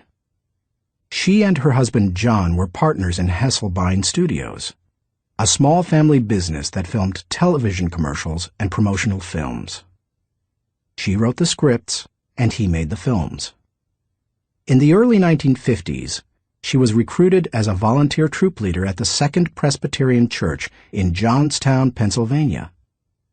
Even that was unusual, since she had a son and no daughters. But she agreed to do it on a temporary basis. She must have loved it, because she led the troop for 9 years. In time, she became council president and a member of the national board. Then she served as executive director of the Tallis Rock Girl Scout Council, a full-time paid position. By the time she took the job as CEO of the national organization, the Girl Scouts was in trouble. The organization lacked direction. Teenage girls were losing interest in scouting, and it was becoming increasingly difficult to recruit adult volunteers, especially with greater numbers of women entering the workforce. Meanwhile, the Boy Scouts was considering opening itself to girls. Hesselbein desperately needed to bring the organization back to the bottom line. We kept asking ourselves very simple questions, she says. What is our business? Who is our customer? And what does the customer consider value? If you're the Girl Scouts, IBM, or AT&T, you have to manage for a mission. Hesselbein's focus on mission enabled her to identify the Girl Scouts' bottom line. We really are here for one reason: to help a girl reach her highest potential. More than any one thing, that made the difference. Because when you are clear about your mission, corporate goals and operating objectives flow from it. Once she figured out her bottom line, she was able to create a strategy to try to achieve it. She started by reorganizing the national staff. Then she created a planning system to be used by each of the 350 regional councils. And she introduced management training to the organization. Hesselbein didn't restrict herself to changes in leadership and organization. In the 1960s and 70s, the country had changed, and so had its girls. But the Girl Scouts hadn't. Hesselbein tackled that issue too. The organization made its activities more relevant to the current culture, giving greater opportunities for use of computers, for example, rather than hosting a party. She also sought out minority participation, created bilingual materials, and reached out to low-income households. If helping girls reach their highest potential was the group's bottom line, then why not be more aggressive helping girls who traditionally have fewer opportunities? The strategy worked beautifully. Minority participation in the Girl Scouts tripled. In 1990, Hesselbein left the Girl Scouts after making it a first-class organization. She went on to become the founding president and CEO of the Peter F. Drucker Foundation for Nonprofit Management, and now serves as chairman of its board of governors. And in 1998, she was awarded the Presidential Medal of Freedom. President Clinton said of Hesselbein during the ceremony at the White House, She has shared her remarkable recipe for inclusion and excellence with countless organizations whose bottom line is measured not in dollars, but in changed lives. He couldn't have said it better. Why you should enjoy the return of bottom-line thinking. If you are accustomed to thinking of the bottom line only as it relates to financial matters, then you may be missing some things crucial to you and your organization. Instead, think of the bottom line as the end, the takeaway, the desired result. Every activity has its own unique bottom line. If you have a job, your work has a bottom line. If you serve in your church, your activity has a bottom line. So does your effort as a parent or spouse, if you are one. As you explore the concept of bottom-line thinking, recognize that it can help you in many ways. 1. Bottom-line thinking provides great clarity. What's the difference between bowling and work? When bowling, it takes only 3 seconds to know how you've done. That's one reason people love sports so much. There's no waiting and no guessing about the outcome. Bottom-line thinking makes it possible for you to measure outcomes more quickly and easily. It gives you a benchmark by which to measure activity. It can be used as a focused way of ensuring that all your little activities are purposeful and line up to achieve a larger goal. 2. Bottom-line thinking helps you assess every situation. When you know your bottom line, it becomes much easier to know how you're doing in any given area. When Frances Hesselbein began running the Girl Scouts, for example, she measured everything against the organization's goal of helping a girl reach her highest potential. From the organization's management structure, which she changed from a hierarchy to a hub, down to what badges the girls could earn. There's no better measurement tool than the bottom line. 3. Bottom-line thinking helps you make the best decisions. Decisions become much easier when you know your bottom line. When the Girl Scouts were struggling in the 1970s, outside organizations tried to convince its members to become women's rights activists or door-to-door canvassers. But under Hesselbein, it became easy for the Girl Scouts to say no. It knew its bottom line, and it wanted to pursue its goals with focus and fervency. 4. Bottom-line thinking generates high morale. When you know the bottom line and you go after it, you greatly increase your odds of winning. And nothing generates high morale like winning. How do you describe sports teams that win the championship? Or company divisions that achieve their goals? Or volunteers who achieve their mission? They're excited. Hitting the target feels exhilarating, and you can hit it only if you know what it is. 5. Bottom-line thinking ensures your future. If you want to be successful tomorrow, you need to think bottom line today. That's what Frances Hesselbein did, and she turned the Girl Scouts around. Look at any successful, lasting company, and you'll find leaders who know their bottom line.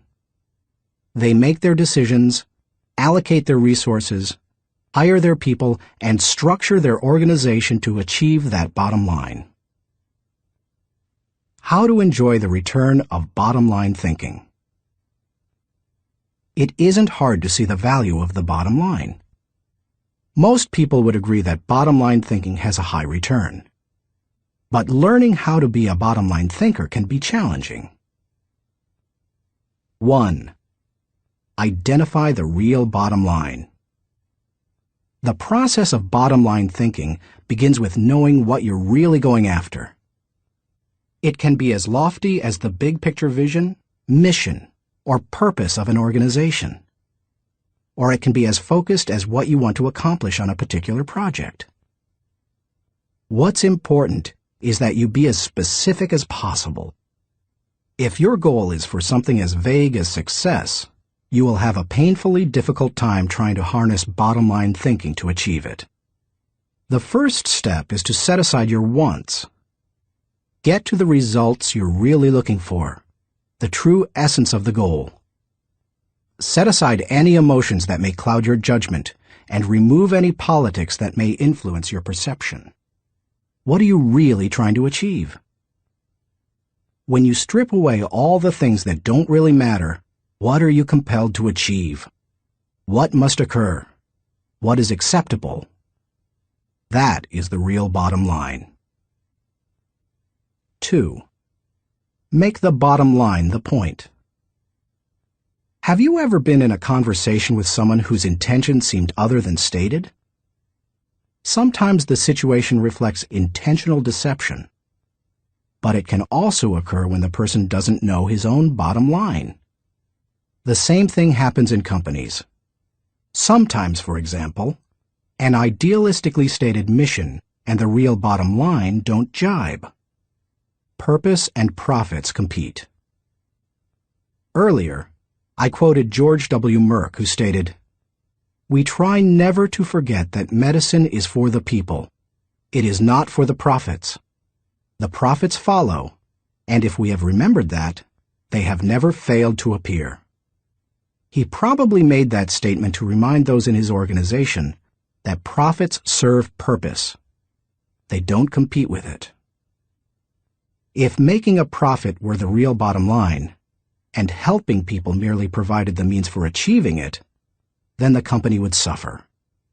Its attention would be divided, and it would neither help people as well as it could, nor make as much profit as it desired. 3. Create a strategic plan to achieve the bottom line. Bottom line thinking achieves results. Therefore, it naturally follows that any plans that flow out of such thinking must tie directly to the bottom line. And there can be only one, not two or three. Once the bottom line has been determined, a strategy must be created to achieve it. In organizations, that often means identifying the core elements or functions that must operate properly to achieve the bottom line.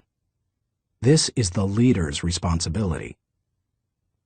The important thing is that when the bottom line of each activity is achieved, then the bottom line is achieved. If the sum of the smaller goals doesn't add up to the real bottom line, then either your strategy is flawed or you've not identified your real bottom line. 4. Align team members with the bottom line. Once you have your strategy in place, make sure your people line up with your strategy. Ideally, all team members should know the big goal as well as their individual role in achieving it. They need to know their personal bottom line and how that works to achieve the organization's bottom line. 5. Stick with one system and monitor results continually. Dave Sutherland, the president of one of my companies, ISS, believes that some organizations get into trouble by trying to mix systems. He maintains that many kinds of systems can be successful, but mixing different systems or continually changing from one to another leads to failure. Dave says, "Bottom line thinking cannot be a one-time thing. It has to be built into the system of working and relating and achieving. You can't just tune into the desired result every now and then. Achieving with bottom-line thinking must be a way of life, or it will send conflicting messages. I am a bottom-line thinker. It is part of my system for achievement. I practice it every day. No other measurements, no wasted efforts." Dave calls members of his field team every night to ask the bottom-line question they expect to hear. He continually keeps his eye on the company's bottom line by monitoring it for every core area. When it comes right down to it, regardless of your bottom line, you can improve it with good thinking. And bottom line thinking has a great return because it helps to turn your ideas into results. Like no other kind of mental processing, it can help you to reap the full potential of your thinking and achieve whatever you desire.